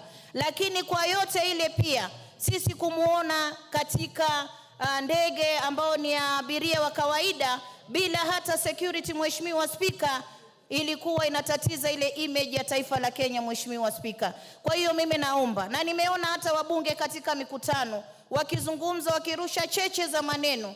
Wakati huu Wakenya wana matatizo, bidhaa zinapanda juu. Inafaa wakati huu tuwe tunaongea juu ya finance bill, Mheshimiwa Spika, lakini tetesi ambazo zinakuja katika taifa hili wakati huu ni vipi Deputy President anatembea, naibu wa rais ametembea na begi, sijui imekuwa vipi. Kama kuna matatizo, mimi naomba hasa wale ambao wako upande wa mrengo ule, sisi tulizoea matatizo yetu, manake tulipigwa mkatucheka na sasa kimewaramba. Lakini yote tisa, muweze kukaa chini, muweze kutatua matatizo yenu. Hata mkimshika leo spika wa bunge hili, kwa vile yuko mrengo ule, nione mtu anamletea na ile haki zake za kimsingi anapokonywa, kama Mama Zamza, mtasimama nitazungumza, kwa sababu akipatikana yeye leo, kesho mwingine atafanziwa hivyo. Tumeona hata kule kwa rais aliyostaafu kumetokea pia tetesi. Mambo haya yanafaa yakae chini, kila mmoja apate haki yake, na tuangalie sasa maslahi ya Wakenya. Asante sana Mheshimiwa Spika. Mkunji.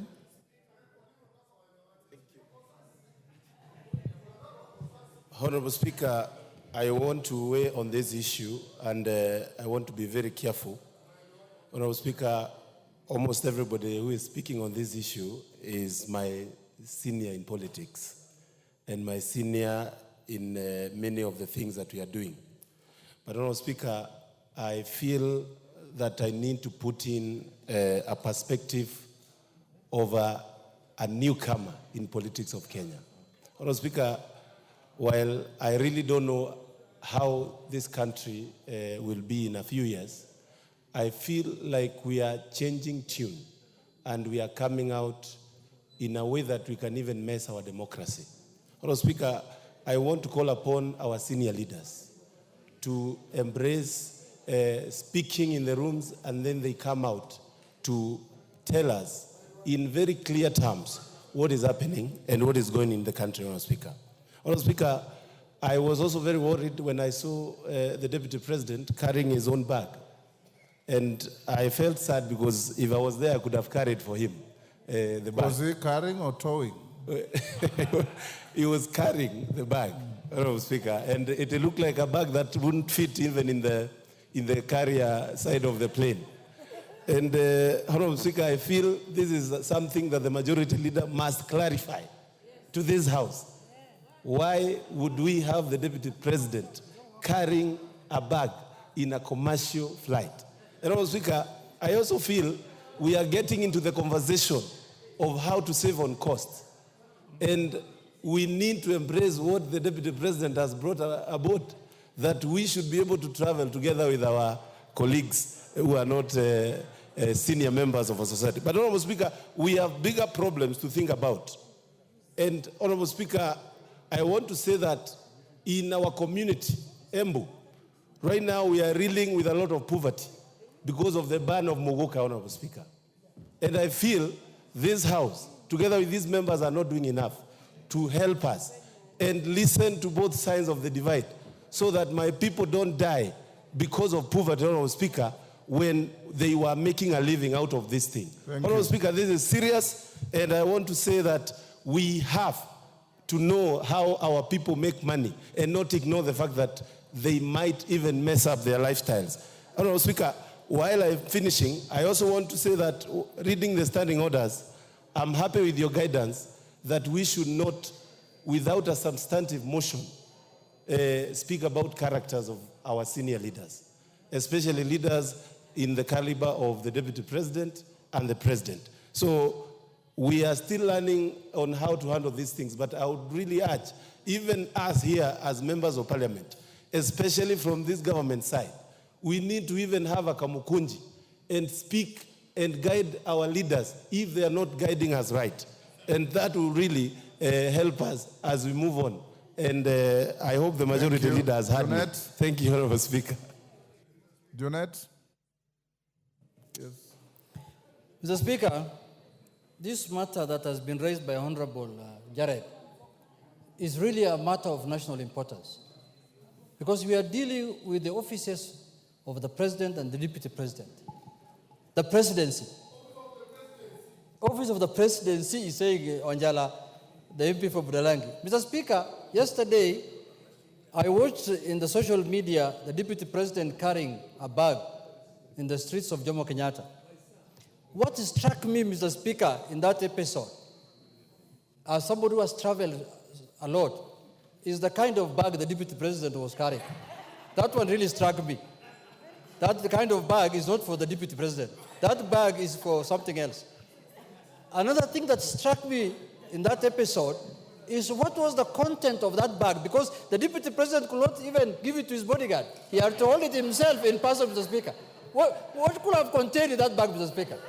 I don't know whether a committee of this parliament can get to know for us. What is the content of that bag that you cannot even trust with Ngunjiri Wambugu was behind him, that he held for me this bag, Mr. Speaker? I don't know whether Mr. Speaker, those are the two things that struck me in yesterday's episode politically. But having said that, Mr. Speaker, why are we discussing this matter here? The only place that can hold the presidency accountable is Parliament, Mr. Speaker. They are held accountable here, constitutionally. You know, Mr. Speaker, you can hold somebody accountable in the sense that if it is your responsibility to dismiss him from the job he has, then you are the only one who can hold him accountable. It is a clear provision in the Constitution that this is the House that can remove anybody who occupies those offices, Mr. Speaker, and you are a senior lawyer. Mr. Speaker, if what I am seeing, or this trend I am seeing continues, you know very well, Mr. Speaker, the Constitution says a state officer must bring honor, dignity, and respect to the office he's holding. Mr. Speaker, you cannot demean the office you are holding and you expect to attract dignity and respect. Mr. Speaker, let's call a spade a spade. If you want to politic, that is fine. If you want to go and talk in a church, in a public burial place, that is fine. But not to the extent of demeaning the office of the Deputy President. Even the office of Member of Parliament cannot be demeaned, Mr. Speaker. When some of our colleagues misbehave, we take offense. When some of our colleagues here go to burials and behave in a manner that is unbecoming, a manner that a Member of Parliament should not behave, we take offense. We say, no, we talk to them, don't behave that way. As a whip, I guide them in my office. You can't behave like this. I don't know whether the executive has a whip. The whip of the executive now must come in. I don't know whether it is the majority leader who is the whip of the executive. But a majority leader, if somebody is not interested in any job, there are Kenyans who are interested in that job. Man. Why don't you do something? We are here to execute it. There are many Kenyans who can perform. Men and women. And many Kenyans, men and women of high standard and caliber, including, no, I don't qualify because I'm not from Kenya Kwanza. But anybody else is qualified. Mr. Speaker, you know, Mr. Speaker, the deputy presidency is a very, very critical office. In our neighboring country, the president today who's running that country was a deputy president. She was a deputy president of President Magufuli. And today she's a president of the Republic of Tanzania. So that tells you how important that office. That is not the kind of office that can be occupied by somebody who's pulling a trolley in the corridors of Jomo Kenyatta Airport. It's not possible. So, Mr. Speaker, why we are talking as a parliament, because it is here that we discuss matters of concern to the people. And surely, Deputy President pulling a trolley is of matters of concern to the public. The discussion here is, why did he use the Kenya Airways, the public transport? That is neither here nor there. The issue is pulling a trolley. The issue here is, are we as a country having the presidency, giving the presidency the kind of respect that it deserves, Mr. Speaker? And I'm not absolving blame from anybody. Anybody who has not done his work, he can be held accountable. But Mr. Speaker, let me conclude by saying this. Mr. Speaker, people take these offices casually. And somebody thinks that if I become a deputy president, I cannot be held accountable by anybody. A member of parliament will hold you accountable. And the Constitution has given him that provision to hold you accountable. Any member of parliament, by the way, it doesn't matter whether you're Kenya Kwanza or Azimio, any member of parliament can hold you accountable for actions and anything that you speak. I don't want to digress because the speaker has told, let's concentrate on the context. But some of the utterances even are wanting. So, Mr. Speaker, personally as a member of parliament, and you know, some of us, we might not have become deputy presidents, or we may not occupy high offices, but now we are senior members of the country because some of those people, we have served more terms of parliament than them. They know that. I have been in this parliament more than those people. They know themselves. I don't want to mention names. I am now serving the third term, and people came here one term and sijui jua ilitoka wapi kabulika hawa sasa hawa ni namna hiyo tu, na sisi bado tumebaki tu kama kuku hapa ndani ya town. So, Mr. Speaker, I want to say this, that let us respect the offices we are holding. If you have grievances, deal with your grievances in a manner that befits the office you are holding, and don't bring shame to the country. Don't bring shame to our country. And when you want to divide the country and you want to separate people, nobody will accept that. Nobody will allow that. With those few remarks, Mr. Speaker, I want to say, please, for those people who are very close friends of our friend, please buy him another bag. That bag cannot go on. If next trip, I want to see a better bag. KJ, please. Thank you very much. Majority Leader, you've heard the concerns of members. Wanjala, what is it? I've given the Majority Leader an opportunity to tell the House the concerns of members, and I want to repeat. Sit down, Wanjala. The conduct of the Deputy President of the Republic of Kenya is not under discussion here. The issue raised by Jared Okello was very clear. The office of the Deputy President, the whole of the office, as I think Junetta summarized it very well. Now we want the leader of government business in the House, the Majority Leader, to assure the House and the country that the dignity of the office of the Deputy President is not at stake, and more importantly, that the Deputy President is provided with resources to discharge his duties and responsibilities in a manner that brings honor and dignity to the office. Majority Leader. Thank you, Honorable Speaker. Honorable Speaker, allow me to, as you have guided, restrict myself to the issues that were raised by the Honorable Jared Okello, without delving much into the issues of whether this was a reality TV show or acting and drama. Honorable Speaker, to confirm to the House and to the country that both the President, the Deputy President, and also the Prime Cabinet Secretary, all Cabinet Secretaries, and indeed, even members of Parliament are well and adequately provided for in terms of budgetary allocations, including budgetary allocations for travel and staffing in all our respective offices. And Honorable Speaker, the Honorable Jared Okello will bear me witness that last week, only last week on Thursday, Honorable Speaker, we did pass the supplementary appropriations bill, and also we are in the process now of finalizing the appropriations bill of the 2024-2025 financial year. And if any Kenyan looks into the books of accounts of the national government, you will realize that the office of the Deputy President is very well resourced. And indeed, Honorable Speaker, maybe it's good to just put it into perspective because the Honorable Jared Okello has raised the issue. And there are issues that touch on, as you have guided, on the budget of the office of the Deputy President or the presidency, issues that touch on security of the person of the Deputy President and that of the President, And also, Honorable Speaker, what the Honorable Junet has referred to as the honor and dignity that comes with the offices that we all hold, not just the President and Deputy President, but even us as members of Parliament. Honorable Speaker, in confirming that there are adequate resources, including resources for air transportation, Honorable Speaker, both for fixed airwing, aircraft, for helicopters, and even if the Deputy President opted to travel by sea, there are adequate resources for him to travel by sea, by SGR, or even by coast bus to any other bus, Honorable Speaker. And let me also say, Honorable Speaker, it is not unusual, because I don't know why anybody would think it's unusual for the Deputy President to travel with our national carrier, Kenya Airways.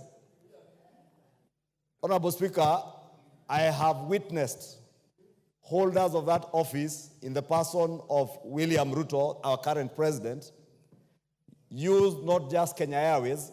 In fact, last week when he traveled to South Korea, he took a commercial airliner to South Korea to and fro. The only difference is that he never posed for any photograph anywhere. I have also witnessed when he was deputy president, William Ruto traveled not just on Kenya Airways, but used jumbo jets to Mombasa, to Eldoret. He has used Skyward and Renegade, and the other, not 540, there's another airline that Safari Link to Masai Mara. And therefore, it is not unusual. I think the only unusual thing that happened yesterday, Honorable Speaker, and maybe that may have gotten the attention of the Honorable Jared Okello, was the Deputy President towing a bag, a new bag, brand new bag, as the Honorable Junet says, that could not even fit into the compartments in the aeroplane, towing the bag and posing for a photograph. But unfortunately, I think, Honorable Speaker, on matters touching on security, the Deputy President was also very well secured yesterday, and I can confirm that to the country. He had with him not less than 19 bodyguards, 14 of whom he was to travel with on that aircraft. Therefore, he had no problems with people to carry his bags. Let nobody think that the Deputy President had problems on people to carry his bags. He had not less than 3 photographers to take the photographs, Honorable Speaker. Order, majority. Yes, Junet, what's the point of order? Mr. Speaker, I wish to ask the majority leader whether he's correctly saying that a plane that was to carry 60 people, 14 were supposed to be bodyguards of the Deputy President in that plane. Can you tell the Parliament in broad daylight that 14 were members of his security detail out of 60 members, a third of the plane, and cameramen and the other things? Honorable Speaker, the information I have, the Deputy President did not just appear for the photograph. The Deputy President was driven to the airside with his full security detail, including the presidential guards that guard him from the Wrecking Squad. They were there with him. There were adequate, not less than 14 officers traveling with him on that plane, including photographers, security men, bloggers, protocol people, including the former MP for Nyeri, who I hear is a chief blogger in that office now, Honorable Speaker. Therefore, Honorable Speaker, I was just making the point that the Deputy President was not short of staff and personnel to carry his bags, including photographers who are taking those photos, Honorable Speaker, and therefore his security was not in question at all.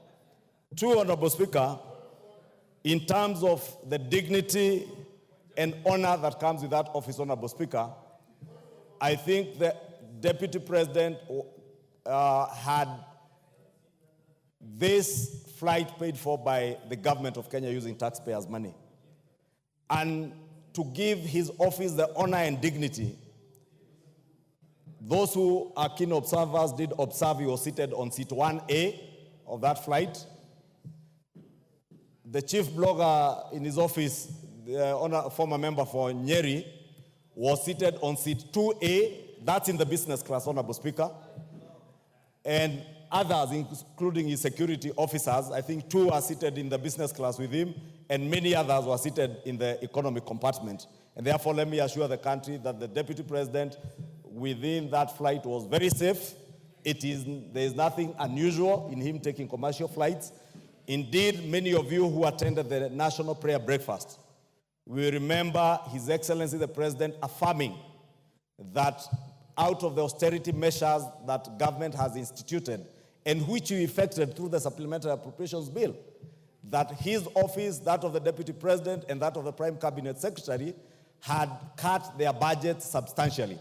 And therefore, I only want to encourage the President, the Prime Cabinet Secretary, the Deputy President, when they travel, to bear in mind those austerity measures, but at least to reduce the delegations, if not anything. I am certain nothing would happen to you when you are up there in the skies.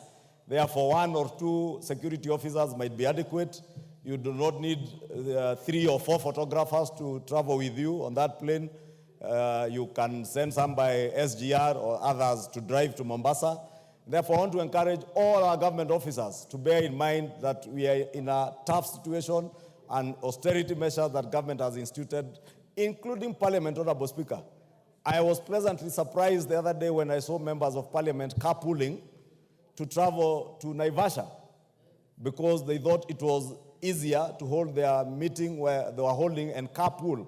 And Honorable Speaker, this should be the spirit, Honorable Speaker. But also, Honorable Speaker, more importantly, because I have seen these questions being raised, especially by bloggers, is the Deputy President entitled to use of military aircraft? Honorable Speaker, I did engage the Cabinet Secretary for Defense, and indeed I have asked, Honorable Speaker, so that we may put this matter to rest, I will be writing to the Cabinet Secretary for Defense to appear before this House in plenary that only the President and the First Lady, the President as Commander-in-Chief, since we don't have a Deputy Commander-in-Chief, has access to military aircraft. The Deputy President has a police aircraft designated for his use, which currently is under maintenance, and the Cabinet Secretary tells me in the next few weeks they will have finalized with its maintenance, because it is not just a police aircraft that is maintained by government, but whenever the Deputy President is flying that aircraft for his safety and security, bearing in mind the office he holds, is usually flown and operated by Kenya Air Force pilots and servicemen, Honorable Speaker, so that we can assure the Deputy President's safety, assure the country of the Deputy President's safety. Honorable Speaker,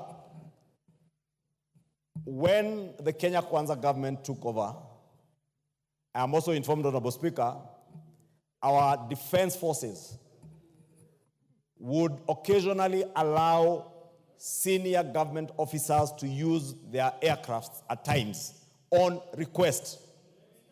And ordinarily, government policy is when any senior government officer like the Deputy President or the Prime Cabinet Secretary intends to use a military aircraft, because these aircraft are designated for operational work by the military, to request for use of a particular aircraft, whether it's a helicopter or a Dash 8 or a fixed-wing aircraft, through the office of the head of public service, Felix Kosgei. Honorable Speaker, let me put it on record because I have checked those facts.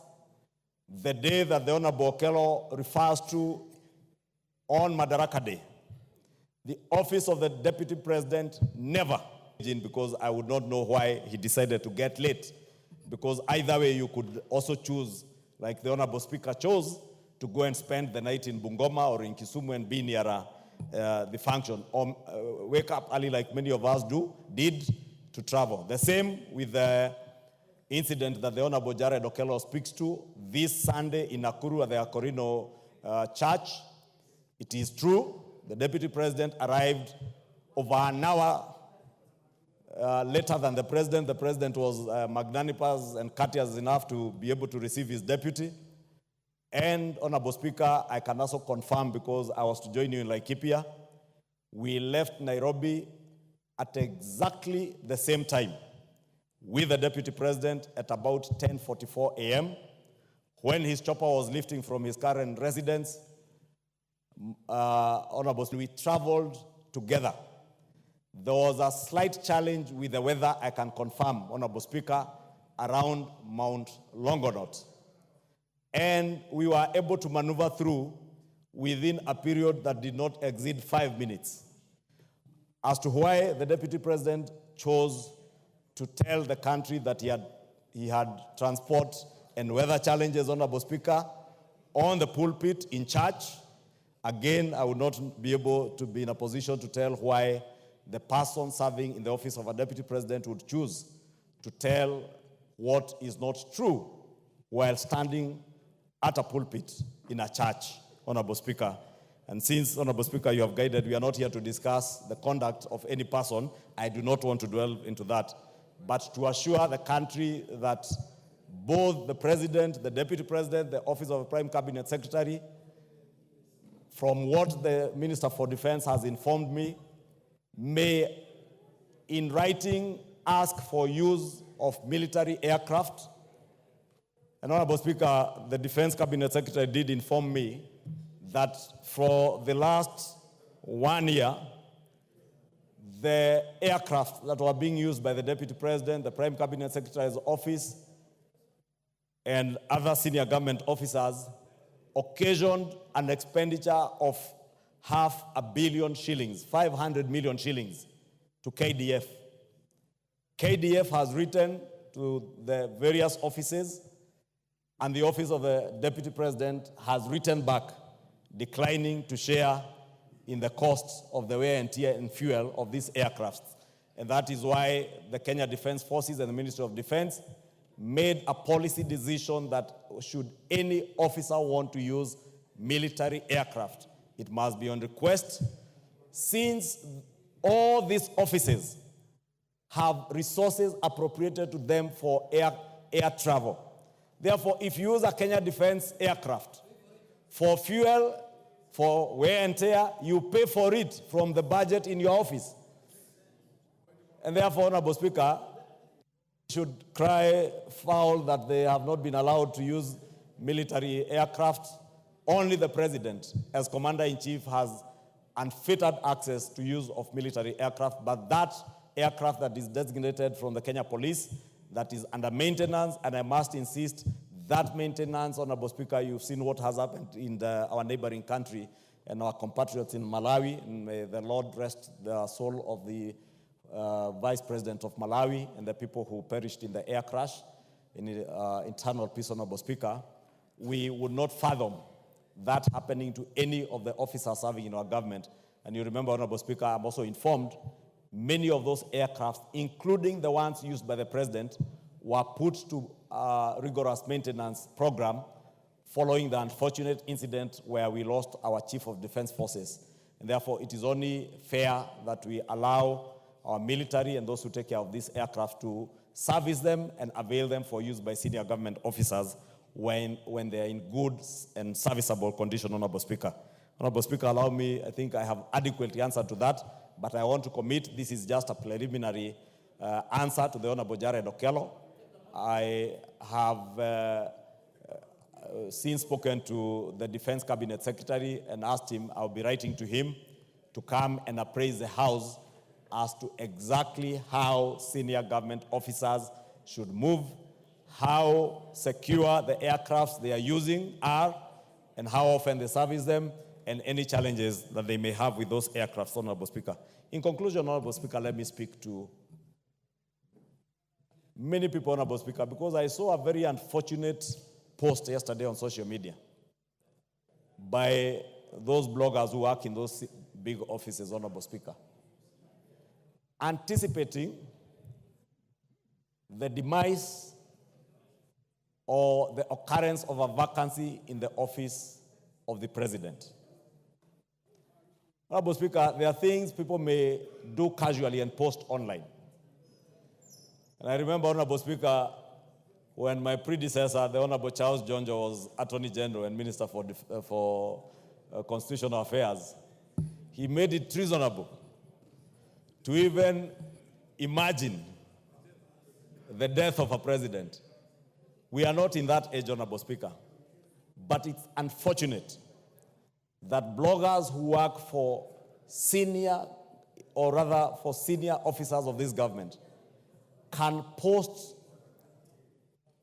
write-ups on social media, either wishing, anticipating, or praying for the occasioning of a vacancy in the office of the president, and purporting that the deputy president is only an inch away from the presidency should anything happen to the president.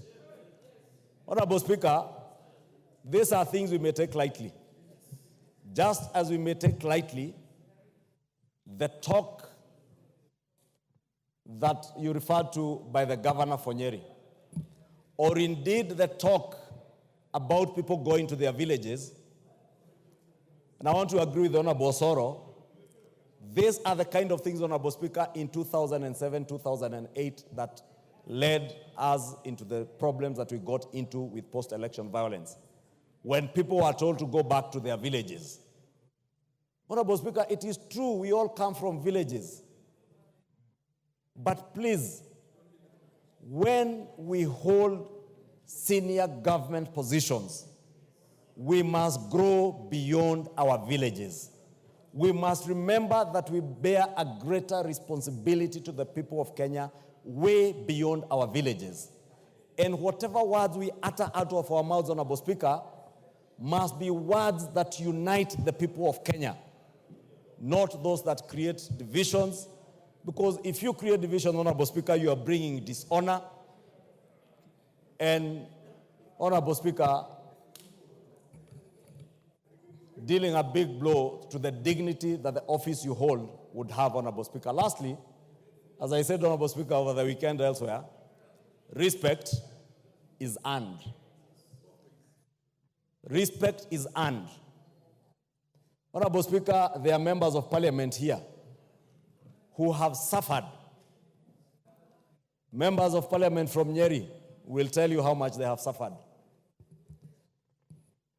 The women rep for Baringo County, if she had an opportunity, Honorable Speaker, she would tell you the unpalatable words that have been used to describe her.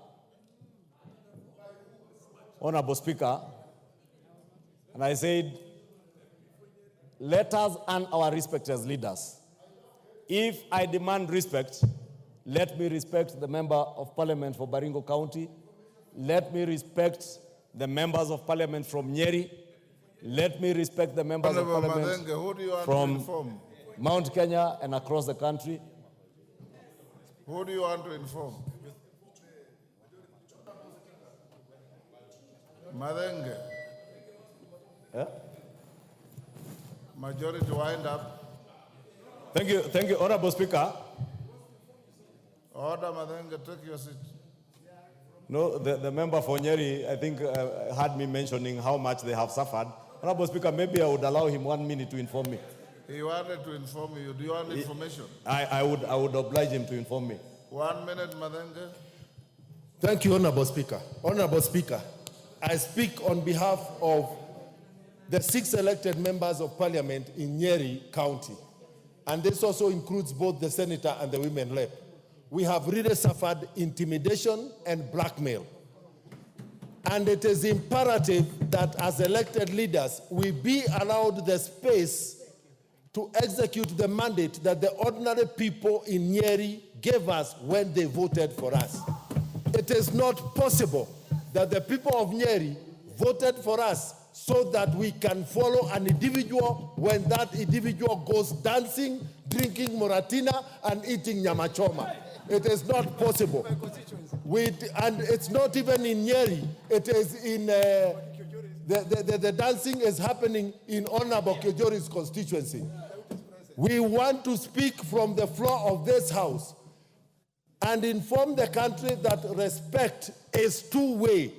You cannot disrespect us in other constituencies and expect us to maintain the respect that we have accorded you for the last 2 years. Respect is earned. It is not demanded. It is not coerced. You've made it is your not enforced. information. Thank you, Honorable Speaker. Wind up. Wind up, Majority. Thank you, Honorable Speaker. Allow me to end up, Honorable Speaker, by just saying, Honorable Speaker, just was the Honorable DMM has said, that as national leaders, let us earn our respect. Let us not demean other leaders. Let us not coerce. Let us not intimidate other leaders. And more importantly, Honorable Speaker, let us not seek to blackmail anybody, whether it's members of parliament, whether it's government institutions, or any other officer serving in government, Honorable Speaker. In conclusion, Honorable Speaker, as leader of majority, I have said it elsewhere, and I'll repeat it on this floor, Honorable Speaker. I will never, for the time the Almighty God will give me the opportunity to serve in the office of leader of majority, allow anybody to demean any member of parliament, whether you are in the minority, in the majority, whether you come from the same village with somebody or not. I will never sit back, and I will protect the rights of all members of parliament as their leader and as a leader in this house, Honorable Speaker, because in doing so, I believe I am protecting the dignity of not only this house, Honorable Speaker, and individual members, but the dignity and honor of the people who have elected these members of parliament. With those many remarks, Honorable Speaker, I may commit that I will be writing to the Cabinet Secretary of Defense to answer more substantially to the issues raised by the Honorable Jared Okenga. Thank you. As you do so, the Honorable Minority Leader has requested me to give him a minute on this, and he will be the very last. And take into account what he will say in what you intend to... Thank you, Honorable Speaker. I really didn't want to speak to this, but I think it is my duty to raise my voice on such a weighty matter. Honorable Speaker, let me start by saying that it is not in our place as a Azimio coalition in the House. It's not part of our responsibility to meddle in the affairs of the executive or to attempt to provide solutions to the executive. But Honorable Speaker, as I said earlier on, there can only be one government for the Republic of Kenya at any one given time. Honorable Speaker, there can only be one government for the Republic of Kenya at any one given time. And therefore, a dysfunctioning government, regardless of who has formed that government, affects every citizen. What we are seeing here is the making of a dysfunctioning government. That is what I have to say first. But second, Honorable Speaker, as students of history, we are told that history repeats itself. First, as a farce, and second, as a tragedy. Honorable Speaker, you will recall what happened in this country in the year 1989 or thereabout, when the then Vice President, Dr. Josephat Njuguna Karanja, was hounded out of office on account of becoming too big, of making fellow leaders to kneel before him. He became a kneel before me Vice President. Honorable Speaker, at one point, he actually purported to be the acting president when President Moi was around still. Honorable Speaker, I don't want to say who was right or wrong. Likewise, I don't want to say who is right or wrong in the present instance, because I don't belong to Kenya Kwanza. But let me say this. Honorable Speaker, the Kenya Kwanza government has got a duty now to govern. But you also owe Kenyans a duty to give them a functioning government, a functional government. And therefore, anything that can create dysfunction in government must be sorted out as quickly as possible. Honorable Speaker, you know, when a hyena wants to eat its children, he starts saying that they smell like a goat. Honorable Speaker, I don't know who is the hyena here, who is the goat here. But Honorable Speaker, something is definitely not working. Honorable Speaker, from where we sit as Azimio members, we see a situation where the marriage is not working. And if the marriage is not working, the logical thing to do is to separate. So marry another wife. The wife and the husband are not compatible or are no longer compatible. Yes. So the most logical thing to do is to divorce, but start by separating. So if you want us to help you in the process of separation and divorce, then we are willing to do so. We shall offer our free services. Thank you, Honorable Speaker. Order. Honorable members, wacha tuachie hapo. This matter will end here. Next order. Next order. Order number 11, Committee of the Whole House. Order, honorable members, will you be upstanding? We are going into a committee of the whole.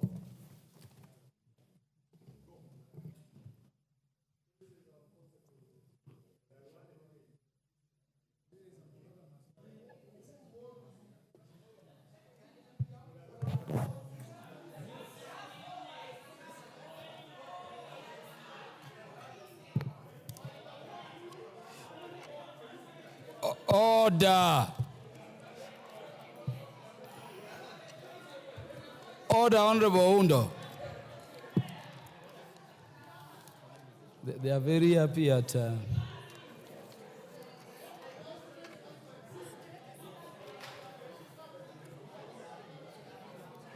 Where are we starting from?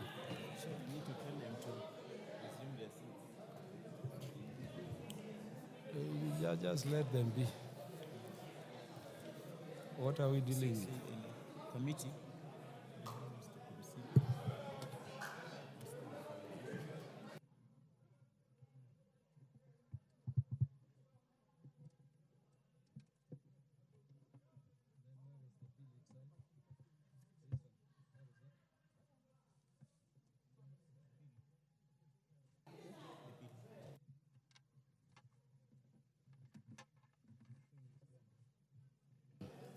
Where is the bill?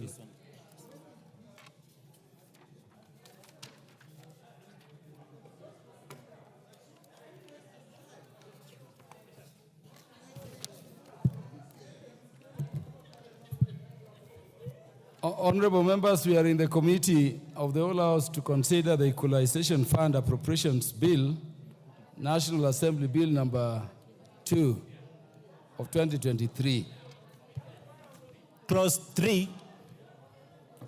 Honorable members, I propose that clause 3 of the bill be part of the bill. Chair budget. The chair budget has an amendment to clause 3.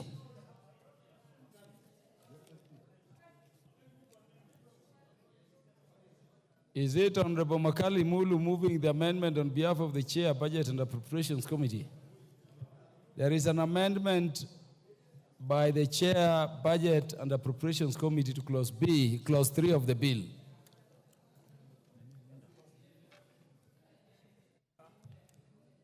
Honorable members, this is the Equalization Fund Appropriation Bill. The bill you spoke at length about yesterday in the afternoon. It's a very crucial bill. I would request we attend to it. There is an amendment moved by the Chair, Budget and Appropriations Committee on clause 3 to clause 3 of the bill.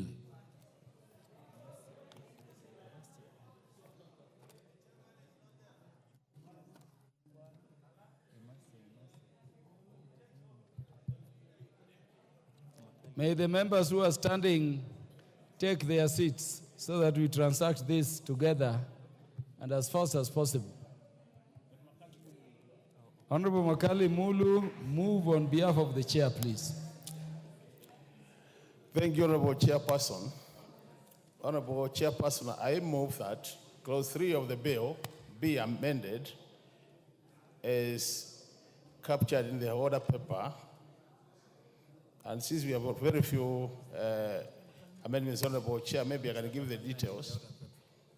A, by deleting the words 10,867,400,000 appearing in the opening statement and substituting therefore the words 10,077,400,000. B, in paragraph A, by deleting the words 326,022,000 and substituting therefore the words 302,322,000. And C, in paragraph B, by deleting the words 10,541,378,000 and substituting therefore the words 9,775,800,000. Yes, I beg to move, Honorable Chair. Honorable members, I propose the question that clause 3 of the bill be amended as proposed by the Chair, Budget and Appropriations Committee. The Honorable Undo. Chair, as Dr. Makali Mulu knows the procedure and the practice in this house, he needs to tell us what necessitated the changes. What was it before? What is it now? And what has caused the changes? Considering this is a money bill, and the process of moving amendments is clearly stated out in the Constitution, the PFM Act, and our standing order. He needs to tell us what has changed from what was passed in Senate and what we have here. And with those change amount to changing the Senate bill and go to arbitration, we need more information, Chair. As we wait to see, history repeats itself. It has happened here before in this house, and history is repeating itself this time around again. And we are happy. The Honorable Makali Mulu, you want to explain the effect of the amendment?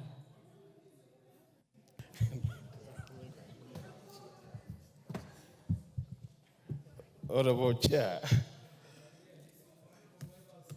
Therefore, put the question that clause 3 of the bill be amended as proposed by the Chair, Budget and Appropriations Committee. Will as many as are of that opinion say aye? Will as many as are of a contrary opinion say nay? The ayes have it. Honorable members, I now put the question that clause 3 of the bill be part as amended, be part of the bill. Honorable members, I put the question that clause 3 of the bill as amended be part of the bill. Will as many as are of that opinion say aye? Will as many as are of contrary opinion say nay? The ayes have it. Clauses 4, 5, 6, and 7. Honorable members, I propose the question that clause 4 of the bill, clause 4 be part of the bill.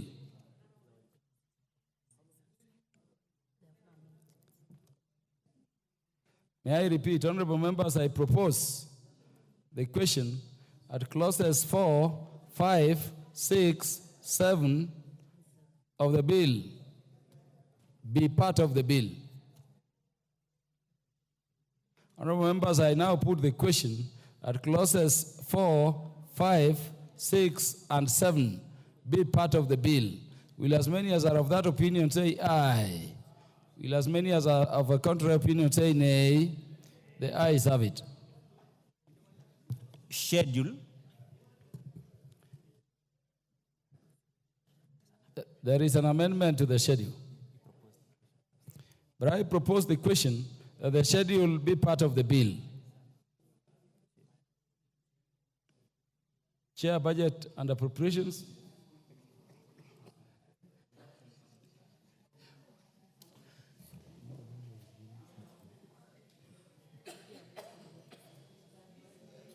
Bind. Take it. Directly bind.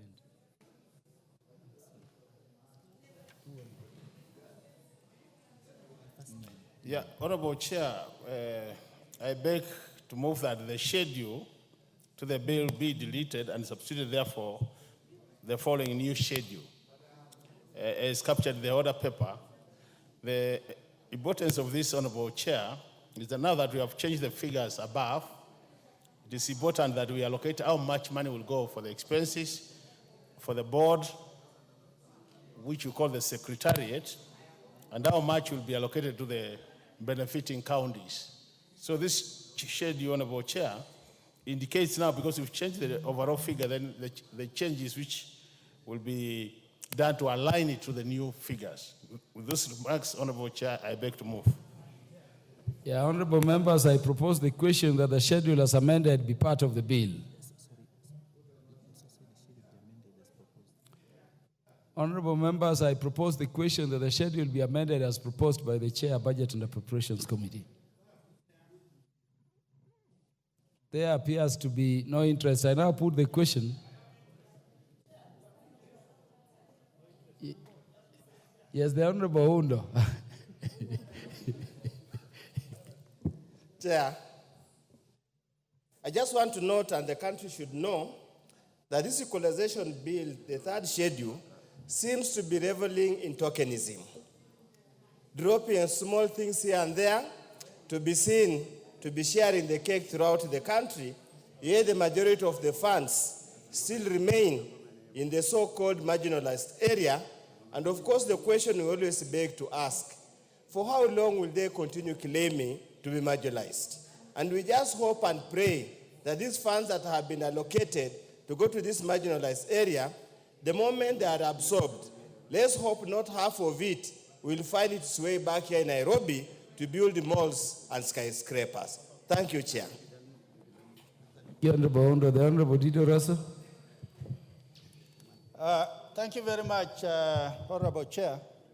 Honorable Chair, whereas I support the committee, my concern is if we will continue in this pace, this will not be equalization fund.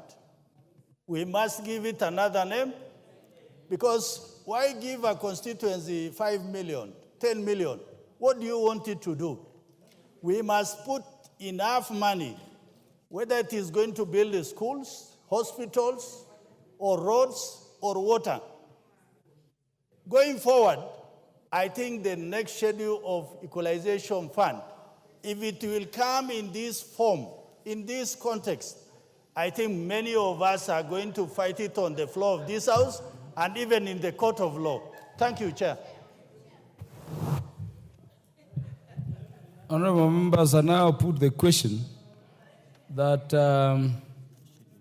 the schedule be amended as proposed by the Chair, Budget and Appropriations Committee. As many as are of that opinion say aye. As many as are of a contrary opinion say nay. The ayes have it. Honorable members, I now put the question that the schedule be part of the bill, the schedule as amended be part of the bill. Honorable members, I will put the question again. Order, honorable members. These members could take their seats and discuss from where they are. I put the question that the schedule as amended be part of the bill. Will as many as are of that opinion say aye? Will as many as are of a contrary opinion say nay? The ayes have it. Clause 2. Honorable members, I propose the question that clause 2 be part of the bill. Honorable members, there being no amendment and no interest on the matter, I put the question that clause 2 be part of the bill. Will as many as are of that opinion say aye? Will as many as are of contrary opinion say nay? The ayes have it. Title. Honorable members, I propose the question that the title be the title of the bill. Honorable members, I put the question that the title be the title of the bill. Will as many as are of that opinion say aye? Will as many as are of a contrary opinion say nay? The ayes have it. Clause 1. Honorable members, I propose the question that clause 1 be part of the bill. Honorable members, I now put the question that clause 1 be part of the bill. Will as many as are of that opinion say aye? Will as many as are of a contrary opinion say nay? The ayes have it. Mover. The Honorable Makali Mulu. On behalf of the Chair, Budget and Appropriations Committee. Thank you very much, Honorable Chairperson. Honorable Chairperson, I beg to move that the committee do report to the House its consideration of Equalization Fund, Appropriation Bill number 2, Senate Bill number 30 of 2023, and its approval thereof with amendments. Honorable members, I put the question, which is that the committee do report to the House its consideration of the Equalization Fund Appropriations number 2 bill, Senate Bill number 30 of 2023, and its approval thereof with amendments. As many as are of that opinion say aye. As many as are of a contrary opinion say nay. The ayes have it.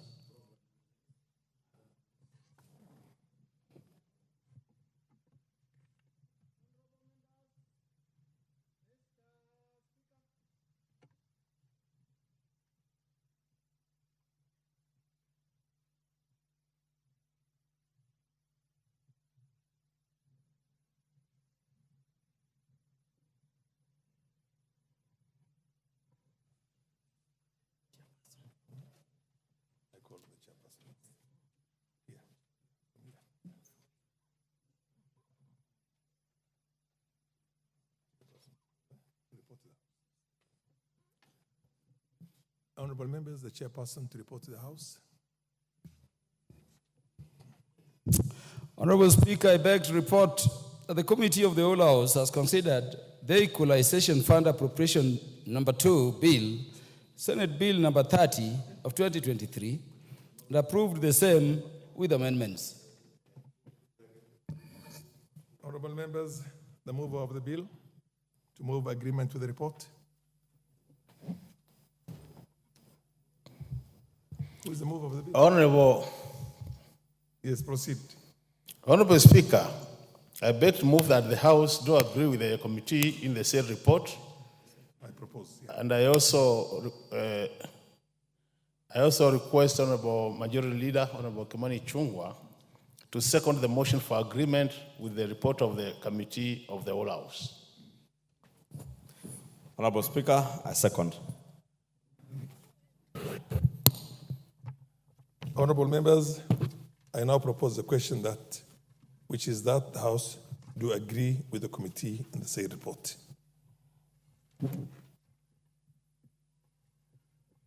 Honorable members, ordinarily I should put the question, but I will not put the question. The question is deferred to another day.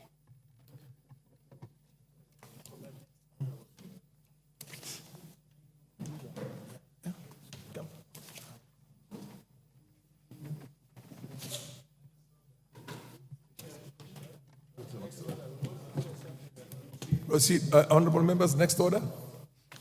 We have concluded this debate, and the only thing left is putting the question. So we're now moving to the next order. Next order, honorable members. Order number 12, motion, report on the consideration of the consolidated fund services expenditure for the supplementary estimates 2 for the financial year 2023-2024 and the budget estimates for the financial year 2024-2025.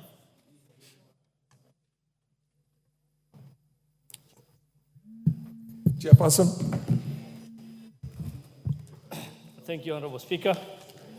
Honorable Speaker, I beg to move that this House adopts the report of the Public Debt and Privatization Committee on its consideration of the consolidated fund services for the supplementary estimates 2 for the year 2023-2024 and the budget estimates for the financial year 24-25 laid on the table of the House on Tuesday, 4th June 2024.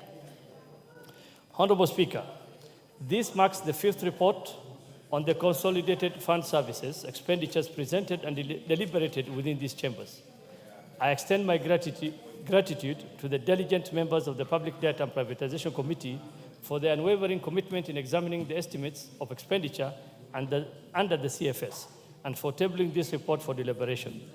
Our appreciation also goes to the stakeholders who contributed insights during the committee sessions and to the committee secretariat whose support was instrumental in finalizing this report.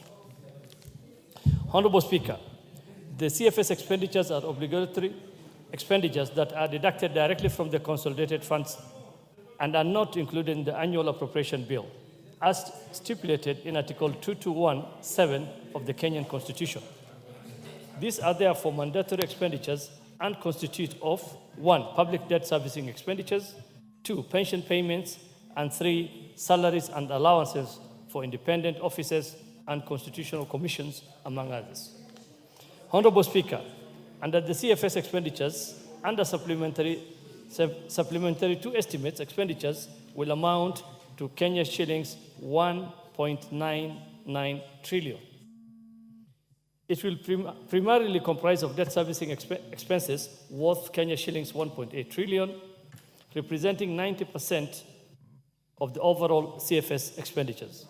Additionally, the CFS expenditures include pension expenditures amounting to Kenya shillings 187.6 billion, which will account for the remaining 10%. Honorable Speaker, for the financial year 24-25, total CFS expenditures are projected to amount to Kenya shillings 2.06 trillion. The CFS expenditures will be composed of debt servicing expenditures worth Kenya shillings 1.83 trillion and pension, salary, allowances, and other miscellaneous expenditures worth Kenya shillings 203.6 billion. The committee also observed that the cost of domestic debt that continues to drive CFS expenditures by accounting for 61% of the total CFS expenditures. Honorable Speaker, in general, the CFS expenditures therefore constitute the largest expenditure component of the national government spending. It underscores the necessity to strengthen the National Assembly's oversight capacity over these expenditures to ensure transparency and accountability. Furthermore, Honorable Speaker, it also highlights the ongoing fiscal challenges confronting the nation, stressing the importance of designing and implementing strategies to lower these expenses. Therefore, maintaining fiscal discipline, adhering to the fiscal consolidated trajectory, and freeing up fiscal space for key development investment has never been more crucial. These steps should aim to stimulate sustainable economic growth rates exceeding 10%. Honorable Speaker, the committee noted a projected improvement in the fiscal deficit between financial year 23-24 to financial year 24-25 from 5.6% of GDP to 2.9%. Achieving a lower deficit to GDP ratio is vital for sustaining fiscal health, ensuring economic stability, attracting investment, and securing better economic prospects for subsequent generations. Despite this positive outlook, it's vital to remain realistic and diligently pursue this target, even if it requires rigorous fiscal discipline. Honorable Speaker, in this context, reducing expenditure on public debt service is essential. These expenditures, which on average constitute 88% of CFS expenditures, indicate an escalation in largely non-productive expenditures, causing liquidity constraints and increasing vulnerability to macroeconomic shocks. Honorable Speaker, total debt service expenditures are projected to reach Kenya shillings 1.8 trillion in the financial year 23-24 and Kenya shillings 1.85 trillion in the financial year 24-25, underscoring the increasing inflexibility of our fiscal structure. This is illustrated by the interest expenditures for the financial year 24-25, which are anticipated to be Kenya shillings 1.01 trillion, equivalent to 5.6% of our GDP. Tackling this challenge is essential for boosting budget flexibility and enhancing liquidity. Honorable Speaker, beyond fiscal management, effective management of the macroeconomic factors is crucial. The committee observed that the depreciation of the Kenya shillings against the US dollar in the financial year 23-24 led to an increase of up to Kenya shillings 1.2 trillion in external debt stock and over Kenya shillings 300 billion increase in external debt service expenditure. Although this was mitigated by the subsequent appreciation of the Kenya shilling, it highlights the significant cost of implications of some macroeconomic policies. Going forward, fiscal and monetary policies should operate synergistically to mitigate the financial burden of external debt and reduce interest costs. Honorable Speaker, a thorough review of the debt operations and the CFS expenditures is also warranted. In the financial year 23-24, the National Treasury became the primary debtor for the debt owed by Kenya Airways PLC. According to supplementary 2 estimates, the guaranteed debt of Kenya Airways PLC was integrated into the main external public debt stock for the financial year 23-24. The interest and the principal payment for this new loan are projected to be Kenya shillings 14.3 billion in the financial year 23-24 and Kenya shillings 20.9 billion financial year 24-25, with further payments of Kenya shillings 21.3 billion and Kenya shillings 10.7 billion expected in the financial year 25-26 and financial year 26-27 respectively. Honorable Speaker, the committee noted that this resulted in additional financial commitments without corresponding assets, thereby increasing the financial burden. We would like to emphasize that just because these expenditures are a direct charge to the consolidated fund do not require appropriation, they are not exempted from oversight by the National Assembly.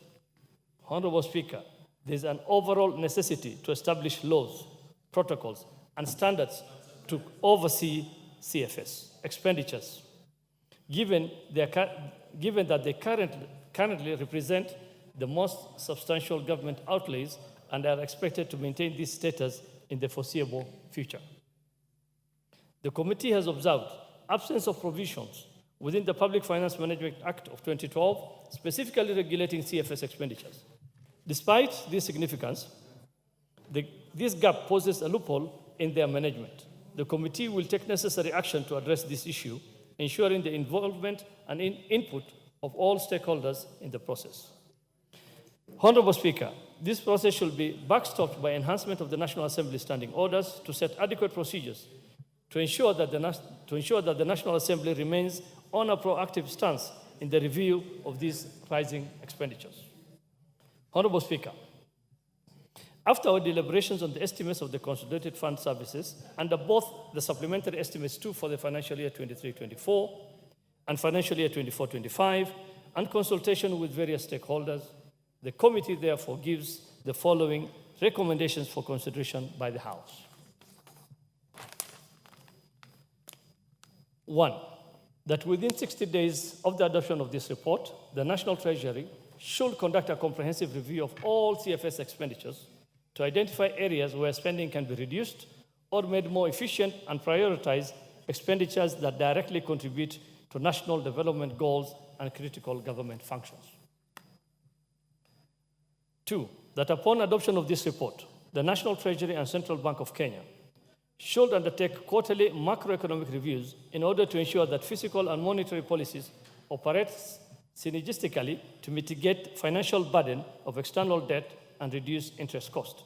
The result of these deliberations should be submitted to the National Assembly within 15 days of the end of each quarter.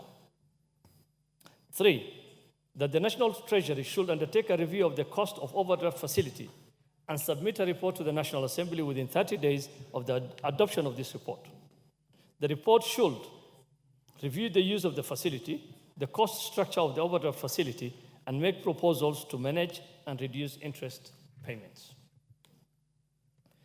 4, that the National Treasury should submit regulations to the National Assembly within 90 days of the adoption of this report that will guide the use of the overdraft facility. 5, that within 60 days of the adoption of this report, the National Treasury should submit to the National Assembly a comprehensive report of the use of the Kenya shillings 200 billion allocated for the redemption of Treasury bills shortfall for the financial year 23-24. 6, that the National Treasury should, within 30 days of the adoption of this report, submit to the National Assembly the full details, including contracts between itself and all parties that resulted in the assumption of Kenya Airways PLC guaranteed debt. 7, that within 30 days of the adoption of this report, the National Treasury should undertake an impact assessment of the assumption of the debtor responsibilities for Kenya Airways PLC guaranteed debt and submit a report to the National Assembly covering the cost-benefit analysis of the transaction to the country. 8, that within 30 days of the adoption of this report, the Kenya Airways PLC should submit to the National Assembly a realistic and comprehensive report on its turnaround strategy and measures in place to replenish the public resources utilized in the payment of the guaranteed debt, cash bailout, and expenses relating to the debt assumed by the National Treasury. 9, that the National Treasury should submit to the National Assembly an appropriate draft legislation to regulate the expenditures under the Consolidated Fund Services by the end of Q3 for the financial year 24-25. Honorable Speaker, I beg to move and request the Honorable Dr. Makali Mulu to second. I thank you, Honorable Speaker. Thank you, Chair. The Honorable Dr. Makali Mulu. Thank you very much, Honorable Speaker. Honorable Speaker, I want to thank you for this opportunity. And as I second this motion, I want to appreciate our committee members, Honorable Speaker, for the good work they are doing to make sure that the Consolidated Fund Services expenditure are properly oversighted. The report, which has been moved by my chair, Honorable Speaker, captures both supplementary and the 2024-25 estimates. But I would want to spend much more time on the 24-25 CFS expenditures, Honorable Chair. Honorable Chair, to put things into perspective, you realize that, Honorable Chair, from what my chairman has said, this country is projected to spend 1.83 billion for purposes of servicing our debt. And out of that figure, we'll be spending 1.01 trillion to pay interest, and the rest will be redeeming the loans which you have taken. Honorable Speaker, just to appreciate the magnitude of this problem, I have to provide these details. When you look at the projected revenue for the coming financial year, Honorable Speaker, we project to collect about 2.9 trillion ordinary revenue. And because issues of debt are always there to finance the deficit, if you look at the total amount which is going to be used to pay for our debts against the total projected revenue collection, which is 2.9, we are saying, Honorable Speaker, 62% of our ordinary revenue will be going to debt repayment. To make it easier, Honorable Speaker, for every 100 shillings we are going to collect next financial year, 62 will be going to pay debts, and will only be remaining with that 8 to take care of all the other government expenditures. Honorable Speaker, we all know debt repayment is a first charge to the CFS, which means you pay before you think about anything else. When you look at the interest we are paying, Honorable Chair, we are paying the interest of 1.01 trillion in form of interest. That amounts to 55 shillings, 55% of the total projected revenue, which means for every 100 shillings we'll be collecting, Honorable Speaker, 55 will be going to pay for interest, not even the loan, interest.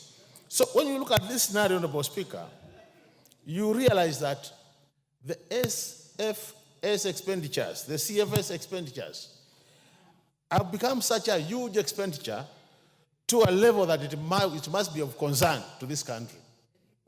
Because this kind of amounts being used to pay for debt are making our fiscal space very inflexible, so that the government doesn't have much space to factor in other expenditure items. And that's why we are saying as a committee, Honorable Speaker, that it is very important this House takes matters public debt very seriously.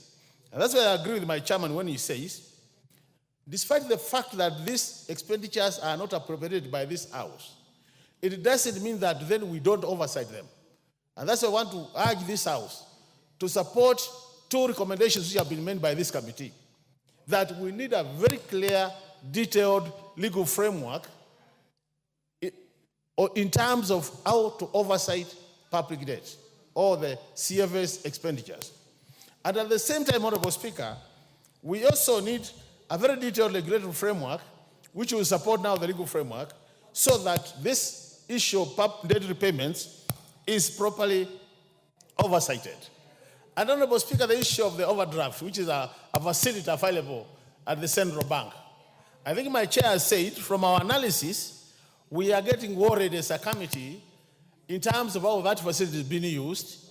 When you look at the fact that in the proposed budget, we have factored in some 200 million to pay for that. So we are saying, Honorable Speaker, it is important that also the overdraft facility is taken care of. Honorable Speaker, there is a matter of Kenya Airways. I can see I'm really like short of time, but the issue of Kenya Airways, the national government has taken over the guaranteed debt which has been incurred by Kenya Airways. And as a committee, we are worried that this debt, which belongs to Kenya Airways, the national government has taken it, but it is not clear how Kenya Airways will be able to compensate Kenyans for this loan which will be paid by taxpayers. And so that there's a bit of not very clear how things have been done. And as a committee, we are recommending that we need to get all the details so that we are able to help the House appreciate how these agreements have been signed. With those many remarks, Honorable Speaker, I want to beg to second and say that it's time issues of public debt are properly. I noticed that you've run out of time, the Honorable Doctor, but I will give you an additional 5 minutes. Is that enough for you? Or you want 10 minutes? 10. That's okay. Proceed. Thank you very much, Honorable Speaker. I really appreciate, Speaker, because I think there are 2 or 3 things I would want to say which are very important. Honorable Speaker, I was talking about the issue of the overdraft facility at the central bank, where the national government is being allowed by law to draw about 5% of their outed revenue to take care of cash flow management. And we have realized, Honorable Speaker, despite the fact that we have budgeted for about 200 million to take care of payments relating to bonds and treasury bills, in addition to that, the National Treasury is also using the overdraft facility. And from our assessment as a committee, Honorable Speaker, we are saying this House needs to take much more time, pay much more attention in terms of how this overdraft facility is being used, Honorable Speaker, so that we ensure that there is accountability. The other matter which is critical, Honorable Speaker, is the issue of the Kenya Airways guaranteed debt. You realize, Honorable Speaker, when any parastatal takes money, a loan, the loan is always guaranteed by Treasury, and this is by law. So what has happened is Kenya Airways incurred a debt by taking a loan. Over time, they have been struggling to pay this loan. And what has happened is the National Treasury has been bailing them out over time. Now, this time what the National Treasury has done, they have taken over the total loan, which means now, when you look at our public debt register, that loan is captured as a national government loan. Now, when we analyze that situation, Honorable Speaker, we don't find details as to how will Kenya Airways be able to compensate the public, the taxpayer, for this money, which will now be paid by taxpayer as we move to the future. So this is an area we are demanding as a committee that we need to get proper details from the National Treasury, how this matter has been transacted. And I think, Honorable Speaker, as a committee, we have also requested our legal officers from Parliament to give us a legal input in terms of how this transaction was conducted, so that we make sure as a committee, we Kenyans don't lose any money through this kind of transactions. As I conclude, Honorable Speaker, because you've already done me a favor to add me a few minutes, I want to say this. When you look at the pensions, Honorable Speaker, it's also a matter where we are putting a lot of money to the pensions, and I think it is important, Honorable Speaker, to note that this House always appropriates results for the pensions. Our call and our demand as a committee, Honorable Speaker, and as a House, it is important that the National Treasury ensures that our pensioners are paid their dues in a timely manner, because we have seen some of them die because there is delayed payment. We have seen their families being taken through very long procedures and unnecessary delays where even their children drop out of school. It is time they get timely payment, so that as a result of that, Honorable Speaker, then they benefit from this pension. The last one is the matter for commissioners, Honorable Speaker. The CFS expenditures, Honorable Speaker, include payments to the retired presidents, the current president, and the deputy president. Honorable Speaker, it's public knowledge that we have seen this exchange between the current, what is happening currently, where the former president seems to be facing challenges.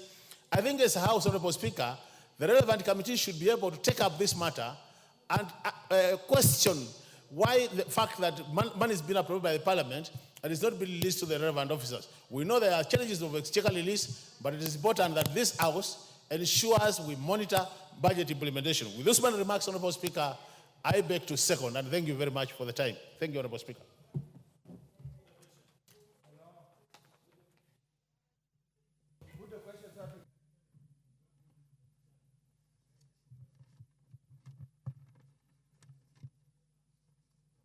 Members, there is a procedure in which business is transacted on the floor of the House. And that procedure cannot be skipped. Honorable Oyembaya, you are conversant with that because you are a leader in the House. Honorable members, I now propose the question that this House adopts the second report of the Public Investments Committee on Social Services, Administration, and Agriculture. No. Order, honorable members.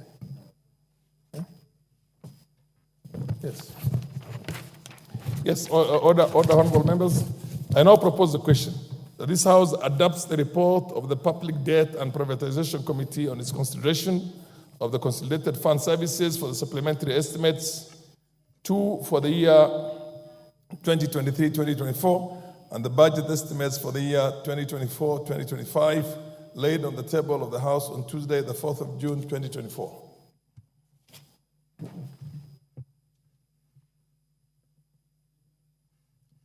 Yes, the Honorable MP for Funyula. The matter is open for debate now. Thank you, Honorable Speaker. As I stand here again to support the report, allow me to make 2 or 3 comments from the word go. Supplementary budgets of whichever way you look at it, is a case of poor planning, is a case lack of oversight, is a case of imprudent management of public resources. Should only happen in very exceptional circumstances, and looking through the report here presented, there hasn't been any exceptional circumstances that might have warranted this particular supplementary bill. Other than the change in the exchange rate between the dollar and the Kenyan shilling, that should only probably a valid matter. And then in any case, any serious economist ought to have foreseen that this scenario was likely to obtain and made relevant mitigation measures in preparing the budget or the appropriation estimates for this particular line of expenditure. Honorable Speaker, CFS is shrouded in mystery, so to speak. We don't appropriate here, and therefore we have no tools to oversight and monitor its expenditure. And that's why I totally agree with the committee that we must move with speed to put into place legislative measures or legislative mechanism that allow objective, qualitative, and comprehensive oversight of the fund. Honorable Speaker, it is indeed baffling that our loan repayment keeps on ballooning each financial year. Yet the so-called Kenya Kwanza government came into power on the understanding that reduce borrowing. Indeed, estimates that have been bandied around and the figures published by Central Bank indicates the opposite. And that's why we'll continuously remain in the big hole and will not get out of it. Honorable Speaker, again, the second issue that we need to be very careful, and I want to challenge the Committee on Public Data and Privatization that handles CFS to basically have a thorough audit of this account. It is on record that the Control of Budget reported, and it was widely reported, that whatever is indicated to be her remuneration in the estimates or in the accounts was far much higher than what she was actually being paid. So that begs the question, how transparent is it in the management of this particular account? Honorable Speaker, you have heard for the last 3 days, the fourth president, the former president, has lambasted, has complained and has cried that he has not been paid pension, has not been facilitated to operate his office. So the question we beg asking, where is the money that is supposed to be in consolidated fund services go to? Honorable Speaker, you meet teachers, you meet civil servants. Many of them have retired. Some have stayed for 10 to 6 years without getting their pension. So the question we beg to ask, where does this money go to? What happens? And every year we appropriate money to the CFS. Why can't we pay the retirees their pension, their gratuity? Some of them are languishing all over here. You find even former senior ministers, senior government officials. They have tarmacked in this town until the sole of their shoes are worn out, looking for pension. Yet every financial year we appropriate these funds. Honorable Speaker, I can see my time is running out. The question, and we beg to ask of Kenya Airways, for how long shall the country carry Kenya Airways? If they cannot even provide a member of staff to help the deputy president carry his handbag, for how long shall we continue carrying Kenya Airways? Is it not time that we win Kenya Airways from dependence on the national resources, or we make it national as Kenya Airways, so that we carry it as a part of our critical assets as they pride themselves as the pride of Africa? I concur, and I want to say strongly with the policy recommendations of the committee, and I hope they'll have the temerity and the authority to follow up to the implementation. Thank you, Honorable Speaker. The MP for Imurwa Dikir, John Yeno. I don't see him in the house. Madam Zamzam Chimba, Mombasa Member of Parliament. Asante sana Mheshimiwa Spika, na mimi niweze kuchangia mada hii ya leo ya bajeti supplementary. Mheshimiwa Spika, nimepitia karatasi hii naangalia, na ningependa kusema kuwa Mheshimiwa Spika, kila siku twapitisha bajeti, lakini Mheshimiwa Spika, hatuoni pesa zinakwenda wapi Mheshimiwa Spika. Kwa sababu Mheshimiwa Spika, juzi pia nimekuwa na walimu licha ya kuwa kuna bajeti ambao wamewekewa kama pesa zao za retire, wamewekewa pesa zao za kama wale ambao wanalipwa katika city allowances, wale walimu ambao wamewekwa wameongezwa juzi Mheshimiwa Spika. Mheshimiwa Spika, walimu wanalia hawapati marupurupu yao Mheshimiwa Spika, na si wao tu, hata tunaona wafanyikazi wa serikali wengi, Kenya Railways na wengine, pesa zimewekwa katika bajeti za kuwapa zile retirement zao na ile marupurupu yao ya kila mwezi Mheshimiwa Spika, lakini hawapewi Mheshimiwa Spika.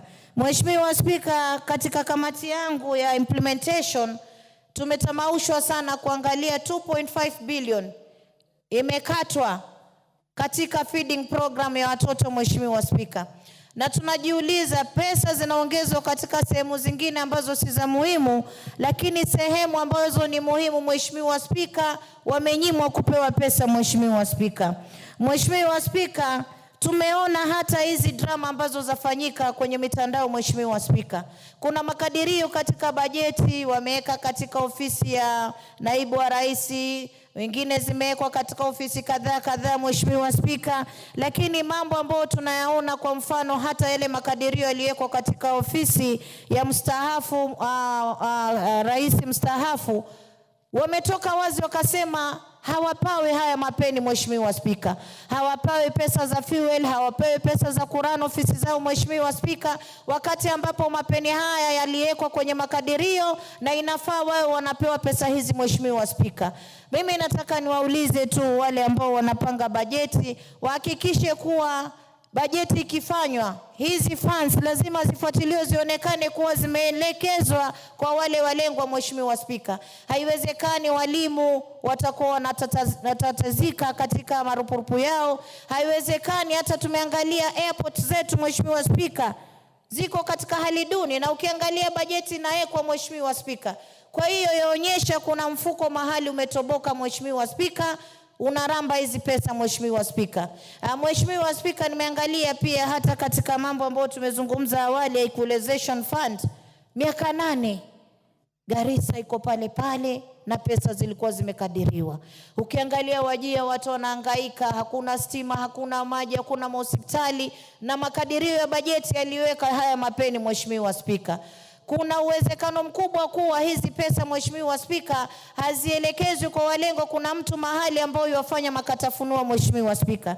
Kwa hiyo mimi napenda kuelezea hivi, in as much as samahani Mheshimiwa Spika, hata kama tunaweza kuweka bajeti, Mheshimiwa Spika, tuhakikishe kuwa zinafikia wale walengwa, Mheshimiwa Spika, ili hata mgao ukija nijue Wajia wako sawa, Garissa wako sawa, Kwale wako sawa, Mombasa wako sawa, na haya makadirio yafikie wale walengwa, Mheshimiwa Spika. Ni aibu sana kumuona raisi ama naibu wa rais anazunguka na mabegi kwenye ndege za abiria wa kawaida, wakati ambapo kwenye makadirio ya bajeti ana bajeti yake, Mheshimiwa Spika. Ni aibu tukiona mambo haya yanatendeka kwa wakati huu, Mheshimiwa Spika, na kama Mama Mombasa nasema, tukiweka makadirio ya bajeti tuhakikishe inafikia walengwa, Mheshimiwa Spika. Asante sana. Honorable Nzengu. Thank you, Mr. Speaker, for the opportunity. Even as I support the committee or the committee report, Mr. Speaker, I agree with the rest, my previous speakers, and I want to pick on the matter of the issue of the supplementary budget, where the budget deficit, rather than decreasing, was increased from 887 billion to 920 billion. And Mr. Speaker, it was reported that the budget rationalization was actually to take care of, of the deficit. Yet, we see that the recurrent expenditures was reduced in most of the ministerial department and state departments, yet the overall deficit was increased. Mr. Speaker, this is just to sound an alarm that I think Parliament, we need to be more serious on interrogating the actual expenditure. Are we getting our priorities wrong? Because if the recurrent expenditure is reduced, yet the overall budget deficit is increased, then there is an issue of concern. The other issue of concern is, of course, the amount of revenue that we expect to collect vis-a-vis the amount of money that is being paid in terms of debt, especially the fact that we are paying almost 1 trillion in terms of interest. Mr. Speaker, this is also something that our attention must be drawn to and ask ourselves, because we are reading every day that the government is borrowing more money every other time. What are the terms of the loans that we we are borrowing today compared to what has been borrowed in the past. And Mr. Speaker, my last contribution on this is about Kenya Airways. I think it's a shame that Kenya Airways is supposed to be a commercial entity or commercial airline like any other that is supposed to be competing in the market with other airlines. But when you look at Kenya Airways, every other time we have to appropriate money, and now it has been reported that the Kenya Airways loan has been taken as a national loan, and it's no longer a loan for Kenya Airways, but a loan for the Kenyan people. And Mr. Speaker, when you look at even the pricing for Kenya Airways, it is not even cheaper. It is not subsidized. So you don't understand why Kenya Airways is charging commercial rates for the tickets, yet it is not able to compete with other airlines like Ethiopian Airlines. So I think this is not a good practice, and I agree with the committee that something has to be done to look into whether there's a foreplay or some bad business practices that are being conducted at Kenya Airways. I support, Mr. Speaker. The Honorable Wangwe, followed by the Honorable Kimilu. Thank you, Honorable Speaker. Honorable Speaker, I rise to support this report by the Committee on Public Debt and Privatization and under the Estimates 2, Supplementary Estimates 2, and Financial Year 2024-25. Honorable Speaker, what is very peculiar in terms of numbers is what I would want to look at. And Honorable Speaker, you look at the overall expenditure in the Supplementary 2 being 1.99 trillion, and in the final estimates, Honorable Speaker, the report puts it at 2 trillion. Similarly, Honorable Speaker, the servicing of the public debt in the supplementary rises it to 1.8, and in the estimates, Honorable Speaker, it pushes it upwards to 1.83. What does it speak, Honorable Speaker? It means we are going to rely purely in future on the drawings from the consolidated fund services. A scenario, Honorable Speaker, which in the Kenyan Constitution gives the administration of the day the authority to do that, but Honorable Speaker, it is subject to likely an abuse and also not to have a correctional assessment, especially from an external house. Honorable Speaker, I want to thank the 12th Parliament that in its wisdom thought it wise to separate, Honorable Speaker, this committee from the Committee on Budget. Initially, this report used to be an annexure to the Committee on Budget, but now it's coming as a standalone. What I'm interested, Honorable Speaker, to highlight also is the observations that, Honorable Speaker, have been revealed in this report. And Honorable Speaker, basically I would want to single out the issues that have been highlighted, particularly touching on Kenya Airways. And Honorable Speaker, this report almost appears to have gone in detail on what is bedeviling the country. Is it that consolidated fund services have only affected the Kenya Airways, Honorable Speaker? The answer is no. Allow me to speak, Honorable Speaker, as the chairperson of the Public Investment Committee on Social Services, Administration and Agriculture, where some of the parastatals, Honorable Speaker, are receiving a repayment of debts from the consolidated fund services. What happens, Honorable Speaker, is that the National Treasury responds to the guarantees that it has committed this country against any external, the lenders, Honorable Speaker. But the question that comes about is, one, were these items delivered, Honorable Speaker? Two, were these items delivered within the prices that could otherwise have been competitive? Honorable Speaker, most of the time, the answer is no. Most of the time, Honorable Speaker, 2 agencies, Honorable Speaker, we visited, and the delivery of services have been wanting. Honorable Speaker, the issue of pricing has been wanting. It is made, Honorable Speaker, the supplier-driven rather than the consumer-driven, Honorable Speaker. What does it speak to the spending in terms of prudency or financial management, Honorable Speaker? It leaves us exposed. It leaves us, Honorable Speaker, unable to account for what taxpayers have put into the consolidated fund as national revenue, Honorable Speaker. Therefore, it's important, and I want to thank the committee, Honorable Speaker, for highlighting Kenya Airways, particularly having, Honorable Speaker, that the National Treasury undertook the guaranteeing and eventually has gone ahead to settle the payment. But the committee, Honorable Speaker, has made a writing that in 30 days, upon adoption of this report, Honorable Speaker, they would want certain reports to be filed by the National Treasury to respond to the issues that, Honorable Speaker, that might have arisen towards this debt. And Honorable Speaker, this is commendable because many a times you find, Honorable Speaker, there is a lot of laissez-faire administration in Kenya Airways staff, just because, Honorable Speaker, it is not competitive driven. Rather, they have somewhere to lean on and say, if the airline comes down, Kenyans will pay for them. If airline doesn't work, they have somewhere to hold their shoulders. Mine, Honorable Speaker, is to say that their days are gone. We must look at what is happening within not only Kenya Airways, Honorable Speaker, but now that the report speaks to Kenya Airways, we want to be specific.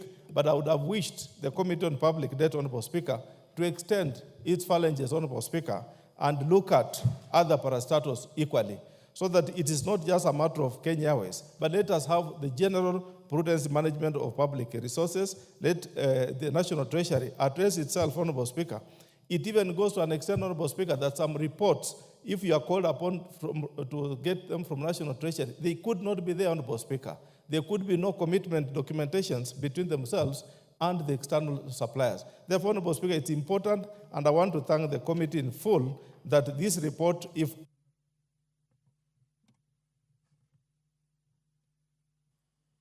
You want 1 additional minute? Proceed with 1 additional minute. Thank you, Honorable Speaker. Thank you for adding me some 2 more minutes. I would want to comment the committee, Honorable Speaker, and say if this report, if it's well taken into consideration the way it is, and I wish to call upon the Committee on Implementation to follow up on this report, Honorable Speaker. That is what Kenyans need to see, because there has been a tendency, Honorable Speaker, that this seeking of these reports is an exercise in futility.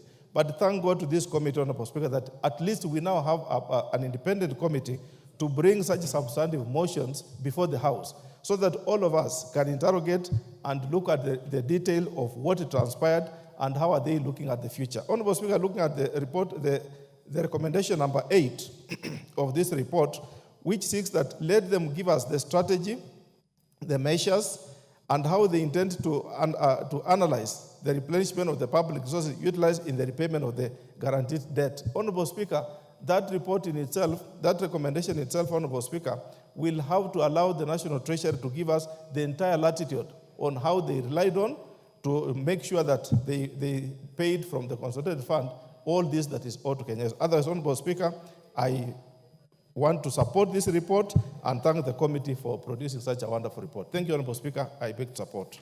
The Honorable Kimilu is not around. The Honorable Rosabuya. Rosabuyu. Yes. Mr. Speaker, I thank you for the opportunity, but I'm disappointed that you didn't quite get my name right. Rosabuyu. Yes, Mr. Speaker, thank you. I've known that name for more than 20 years. Thank you, Mr. Speaker. Mr. Speaker, I'm Proceed. going to be very, very brief. Thank you. In support of the committee recommendation. Mr. Speaker, CFS makes the largest share of government spending, and yet without any regulations or laws governing how that money is spent. Mr. Speaker, I support the committee in recommending that laws and regulations must be put in place if we are to know that the country is getting its money's worth. Mr. Speaker, just in the coming year, 2024-2025, we see that 1 trillion is going to be spent on interest alone. Mr. Speaker, we need to know interest on what? And if we do not know that, that is a clear path of having money just spent in whatever way. We know that through this CFS, this is where we draw salaries for independent commissions, we draw salaries for the president, but Mr. Speaker, we also draw salaries for pensions. Then how come we keep on hearing pensioners crying that they have not been paid their pension? Mr. Speaker, this is why I'm in support of what the committee recommends, that we need, as the National Assembly, to oversight the expenditure of CFS. Mr. Speaker, I thank you for this opportunity. The Honorable Member for Suna West, Francis Masara. Thank you, Mr. Speaker. Mr. Speaker, I rise to support the report of the Public Debt and Privatization Committee and recommend them for the job well done. Mr. Speaker, my main concern is about the Kenya Airways. The money which has been injected in this company for a long period of time using public money. And for sure, whatever has been invested, we are not seeing any return to the public. First, I will also request the committee to go ahead and request Kenya Airways to give us the total value of the assets.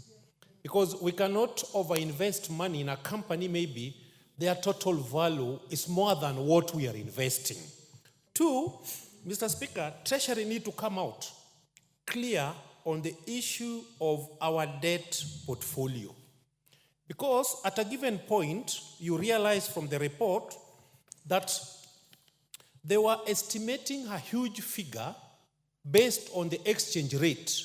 But still, when the value of dollar scales down, still they need a lot of money to finance our debt portfolio. Mr. Speaker, as well, when you realize in the committee recommendation that even themselves, despite Treasury appearing before them and defending their document, they were not certain about what is going to be used by 200 billion, which is allocated for redemption of the Treasury bill shortfall in 2022, 2023, 2024. This is an indicator that there is no transparency in how our debts are being managed. Therefore, I'm supporting the committee on the issue of the creation of the regulation on how our debt portfolio can be managed in this country. Mr. Speaker, as a concerned citizen, I'm also worried. If you look at the percentage given by this committee, when you compare our debt portfolio and in the budget and what is going to be spent on expenditure on development and even recurrent, it is worrying. If we invite a serious economist, it means our country cannot sustain its own budget. That's the reality. Therefore, it is important these countries make their priorities right. Do we need to continue buying new vehicles? Do we need to continue renovating state house and state lodges with billions? Do we need to spend a lot of money on hospitality? Do we need to refurbish houses which are there? Where do we place our priority right? Mr. Speaker, real leaders, we see their real characters when a country is in a crisis like the way we are now. If I were given full opportunity to govern this country, I would have given a decree that nothing new is being done until we balance between the debt portfolio and our income. Mr. Speaker, if we don't do that, the public will continue paying taxes. The public will continue crying. Yet, with such a picture in place on how much we are paying as debt vis-a-vis development, it means there is no hope for the citizen of this country. Mr. Speaker, I'm requesting each and every leader to introspect so that we can look for a way forward, so that we can spend less money on things which must be done, which must not be done, and spend money, most of the taxes, on things which must be done. More so, when we are investing, we need to invest a lot on projects which can spur development in this economy. We should not just be investing for the sake of investing, but invest so that the economy can stabilize.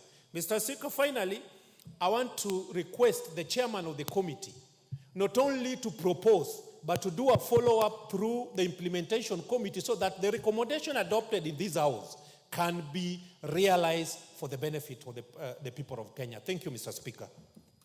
The Honorable Edith Nyenze, MP for Kitui West.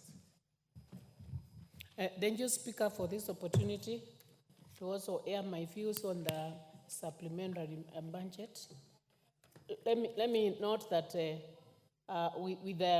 according to the public finance management regulations, it emphasizes that supplementary budgets are exclusively for unforeseen and unaffordable circumstances. Any expenditure that was known at the beginning of before the original budget was finalized should not be considered as unforeseen. Yet every time we talk of supplementary 1, supplementary 2, and the budgeting keeps on going up and up. Mr. Speaker, let me note that from the consolidated funds, the National Treasury should come up with a comprehensive list of the expenditures to identify areas where spending can be reduced or made more efficient and prioritize expenditures. I'm looking for a time when we will not be borrowing money, when there will be no debt. If we could even do like 2-3 years without borrowing money and then we live within our means, I think some of the problems which Kenyans have would be lessened. Because every time we are collecting a lot of taxes, yet Kenyans have continued to become poorer and poorer.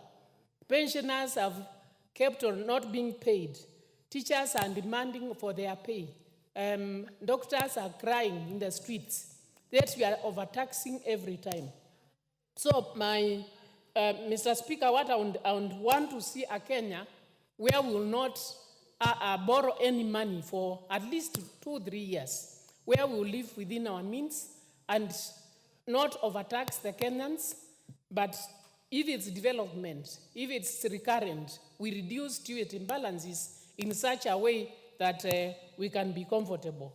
Otherwise, Mr. Speaker, I support and say that let's live within our means. Thank you. The Honorable Ilobara, MP for Kasibundo Kasipundo West. Obara is not around. Yeah, thank you. Okay, proceed, Madam Obara. Thank you very much, Mr. Speaker, and for giving me the opportunity, and let me add my voice to the debate. Mr. Speaker, we know that the consolidated funds receipts are derived from our domestic and external resources. And we know very well that the resources are from the taxes that are collected by the Kenya Revenue Authority, being the principal tax collector, agent of the government, and remitted to the consolidated fund.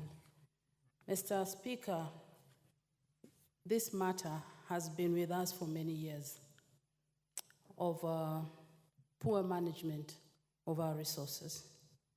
Mr. Speaker, in 2013, if I can recall, the government that came in at that time came out with a comprehensive list of institutions that had borrowed so much money that were no longer solvent, or they were insolvent. And as we speak today, those same institutions are still existing, consuming funds that are not generating any results. Mr. Speaker, if you look at the committee's report, which I support, the committee is coming out clearly and saying that in Kenya, we have a very clear policy on how to manage, for one, the overdraft facility. And these organizations, Kenya Airways included, have borrowed against the policy.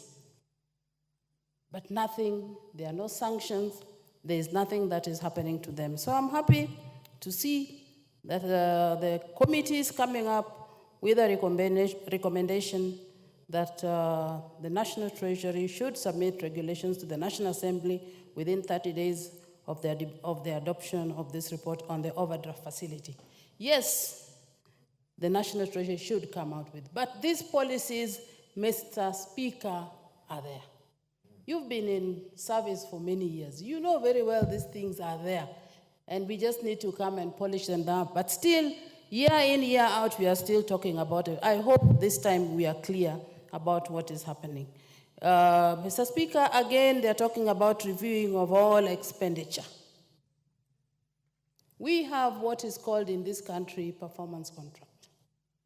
And every year, every quarter of the year, agencies are supposed to go back and review their expenditure in line with the budget that they submitted. And it's there. So again, year in, year out, we are still talking about the same thing, that this is what should happen. And yet those things are there. They are clear that what are you supposed to do to make your organization more efficient and prioritize expenditures that directly contribute to the national development goals and critical functions. Mr. Speaker, not to belabor the point, people have spoken here, our colleagues have spoken. We have what we call Debt Management Office. Are we putting it into use? Do we read those reports that they generate? We don't. And then again, we still come back. So the ball stops with us.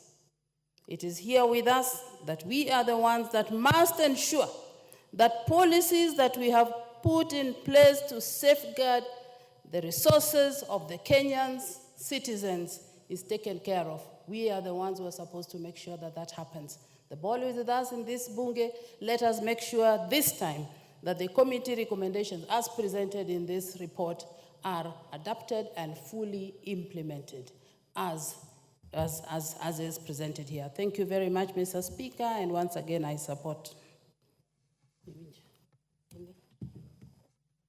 The MP for Migori, for the woman rep for Homa Bay, Madam Bensouda, aka whatever. Thank you, Mr. Speaker, for giving me this opportunity. I also rise, Mr. Speaker, to support the report provided or tabled in this Parliament by the Debt and Privatization Committee. However, when I look into all the recommendations given, they revolve around regulations or frameworks which the National Treasury is supposed to implement and provide. Mr. Speaker, I would, however, deviate a little bit, as my colleague, Honorable Ivo Barra, has mentioned that the policies yet exist. The question is, where are the gaps that are still there that this House needs to look into to fill? Mr. Speaker, my point of concern, other than the regulations, yesterday as we were debating on the Equalization Fund, I mentioned categorically that we have a rogue National Treasury. We cannot have a National Treasury which is opaque in its planning, opaque in policy implementation, opaque in executing everything, opaque in what expenditure this country is undergoing, opaque in providing for the reports. Mr. Speaker, I want to say that the donkey, that is the country, that is the citizens who are being taxed, are more than tired. Mr. Speaker, I want to recommend or to add my voice onto this report that they are further supposed to go and demand for an annual report on what debts this country owed in terms of development expenditure, what was addressed, what was available, and the tax increment annually. Mr. Speaker, I want to recommend that this House should demand for a 10-year at least chronological order in which the debt management has taken place. Mr. Speaker, I know that there are various suppliers, both local and international, who are crying in this country. Mr. Speaker, there are various industries which have shut down because the debts have not been managed. Mr. Speaker, therefore, I would request the Committee for Debt and Privatization, at the same time, as we are looking into the debt management, what about our local suppliers? What about our local contractors? We have huge debts that they have not been paid. Mr. Speaker, I want to register that it is on record that there are even contractors who have died, perished, and left their families in a very bad state because debts are not being managed. Mr. Speaker, my key question is, I know we are waiting for the big monster tomorrow. That is the budget which will be read. I want to say that we are very keen on increasing tax. Tax is being increased heavily. We are talking about we do not want to borrow. I want to say that no one wants to live beyond the means, as has been stated by the Member of Parliament. But the question is, for the last 20 or 30 years, this country has been borrowing. This country has been running. Tax should be increased gradually, systematically, and in a manageable manner. But we realize, Mr. Speaker, that in as much as we are charged with tax payment, exorbitant taxation in this country, debt is still a huge monster. We want to check what is the variability, what is the margin difference between the tax that actually this country is supposed to pay. I want to request the Committee on Debt and Privatization Committee that in as much as we are talking about debt management, policy, regulation, they also need to move around the country. There are actual projects in this country that should be checked as to whether the implementation was really conclusive. Because at times, we may be paying debts also internationally for debts which does not exist. And therefore, Mr. Speaker, I'm seeing a lot of lack of transparency in the National Treasury. I think it is a high time, as I mentioned yesterday, the National Treasury needs to be swept properly so that we don't have people crying for salaries. We don't have people demonstrating. We are talking of huge debts, yet there are no medicine in our hospitals. Yet the infrastructural facilities in the counties that we have, they are not existing. The roads are not there. We are talking of we are living within our means. The other day, President Yoweri Museveni recommended that let us process our own raw materials so that we have enough money. We cannot be talking of lack of proper strategies of ensuring increased resources in our country to manage our debt, minimize borrowing.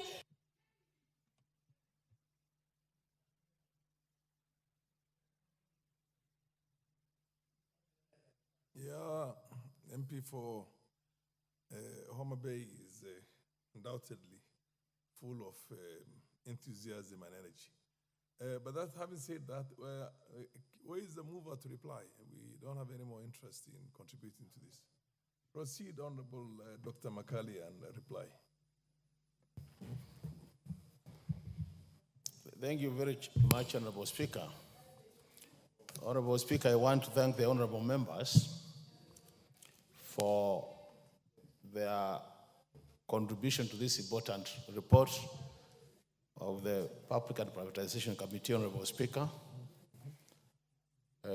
One of the things I want to assure the honorable members is that this committee is going to take your comments seriously in terms of ensuring that we follow up the comments. Honorable Speaker, some of the things which have been mentioned by our colleagues and which we are, as a committee, we will make sure that we are on top of them. One of the issues which has just been mentioned by the County MP, Homa Bay, the issue of equity and the issue of value for money, Honorable Speaker. What the honorable member for Homa Bay has said, Honorable Speaker, is that it is time Kenyans got value for the money we are borrowing from our friends, from our other countries, and from our development partners. That issue has been raised many times and is very closely tied to the issue of the debt register, so that we get to know how much has been borrowed, at what rate, what are the repayment terms, and all those things, Honorable Speaker. The issue of equity is where the money is being borrowed for Kenyans, and it's important that the money is also applied with a bit of equity, so that there is also equitable distribution of these resources, because at the end of the day, all Kenyans, Honorable Speaker, will be able to pay for that money. The other issue is what Honorable Nyenze has raised. I wish that at one time, this country could be in a situation where we don't borrow at all. Honorable Nyenze is talking about a balanced budget, where you are able to live within your means. And I want to assure the House, Honorable Speaker, that this committee will be pursuing very keenly the issue of ensuring that we continue to reduce our budget deficit, so that at the end of the day, Honorable Speaker, we start the journey to live within our means, Honorable Speaker. That is critical. The other thing, Honorable Speaker, which has also come up is the issue of data accountability, Honorable Speaker. Members have mentioned the issue of Treasury appearing not to be providing proper accountability for the loans. This has been mentioned by Honorable Wangwe when he talks about his committee where they are finding loans have been borrowed, but in terms of whether services and goods have been delivered, there is such gap. And I think all of us as a house, it is time we took matters public debt seriously, because from the analysis you have seen, which you have done, issues of consolidated fund expenditures takes the lion's share out of our budget, Honorable Speaker. So it is important as a house we take this matter seriously, and the implementation committee should immediately take up these recommendations and run up with them in terms of implementation. With those many remarks, Honorable Speaker, I once more thank you, Mr. Speaker, for the opportunity, and I thank honorable members for their contributions. I beg to reply. Thank you. Honorable members, I defer the putting of the question on this matter to another date. Next order.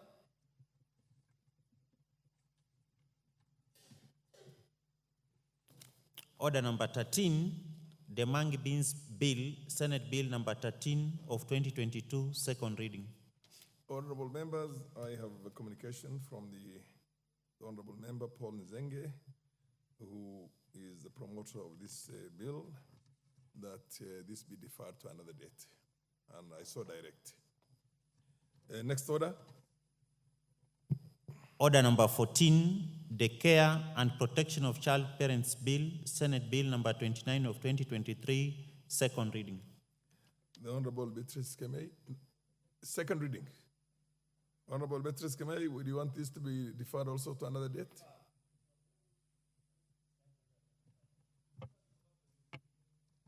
Order, honorable members. Thank you, Mr. Speaker. You are not willing to move it now? Can we defer? Okay, fair enough. I do understand that you had also did seek an approval from the chair that this also be allocated another date. I saw direct. I saw that order. The MP for Funyula. Order. Next order. Order number 15. Order number 15, the Land Laws Amendment number 2 Bill, National Assembly Bill number 76 of 2023, second reading. What's your point of order, the Honorable Emilio Odhiambo? Thank you, Mr. Speaker. Mr. Speaker, I'm not about to do that. I think, yes, I am smart. Thank you.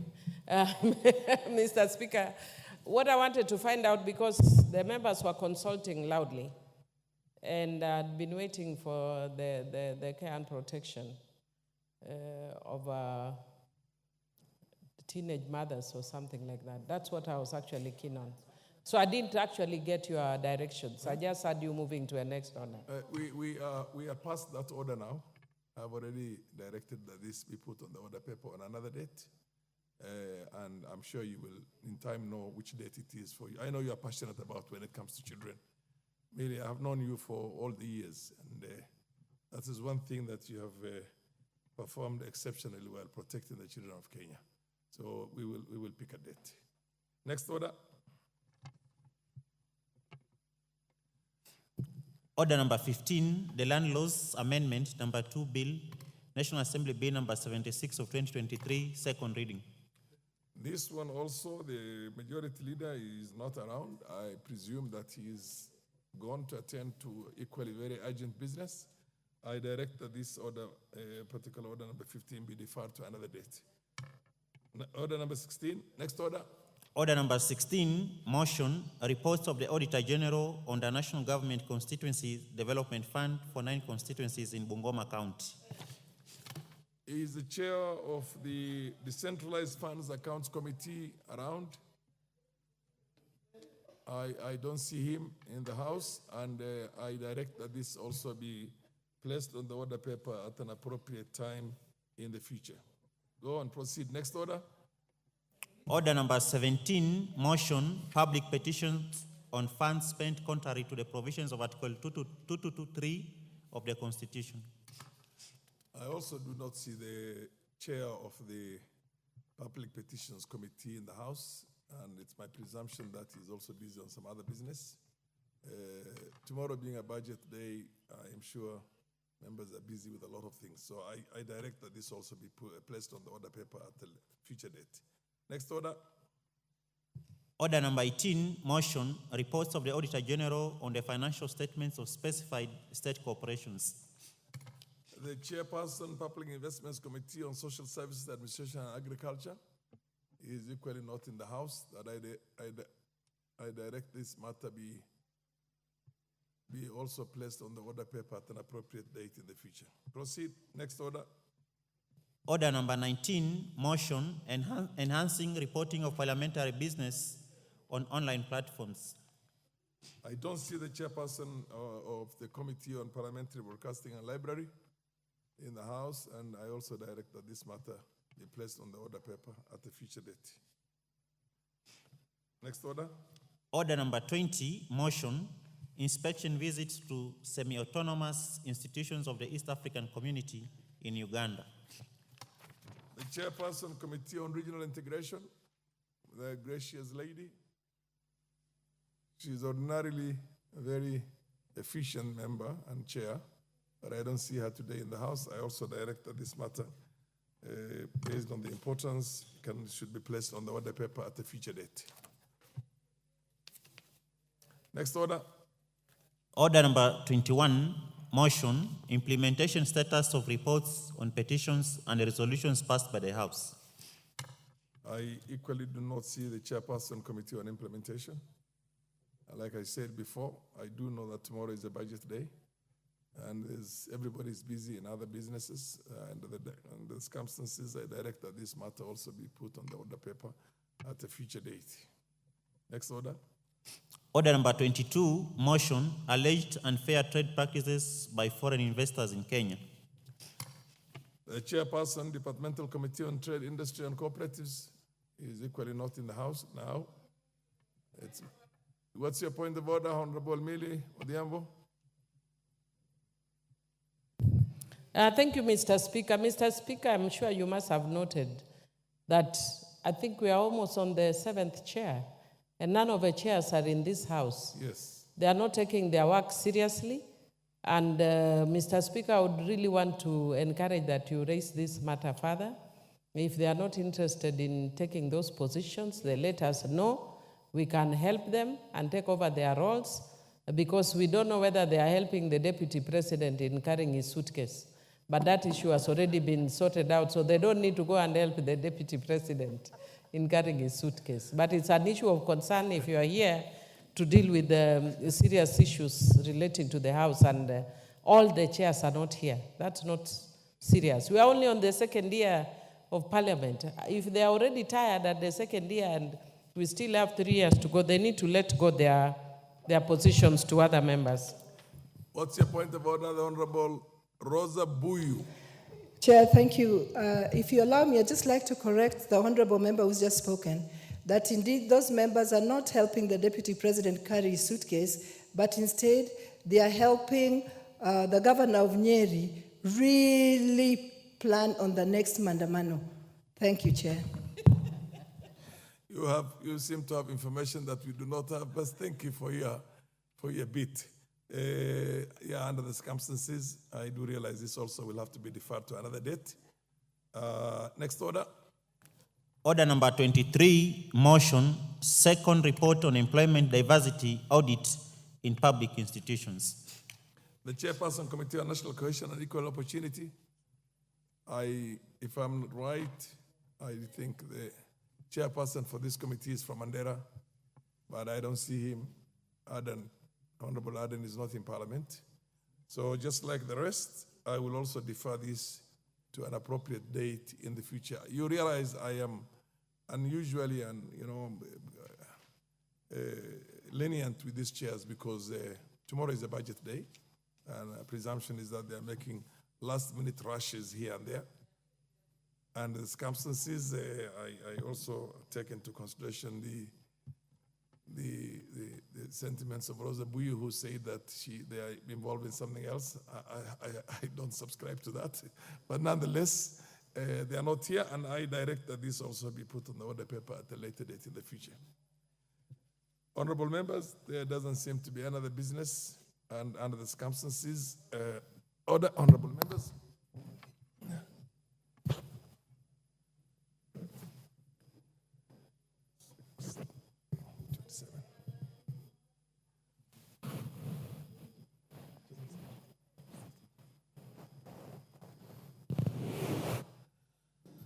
Honorable members, the time being 6:22 p.m., this House stands adjourned until Thursday, tomorrow, the 13th of June, 2024, at 2:30 p.m.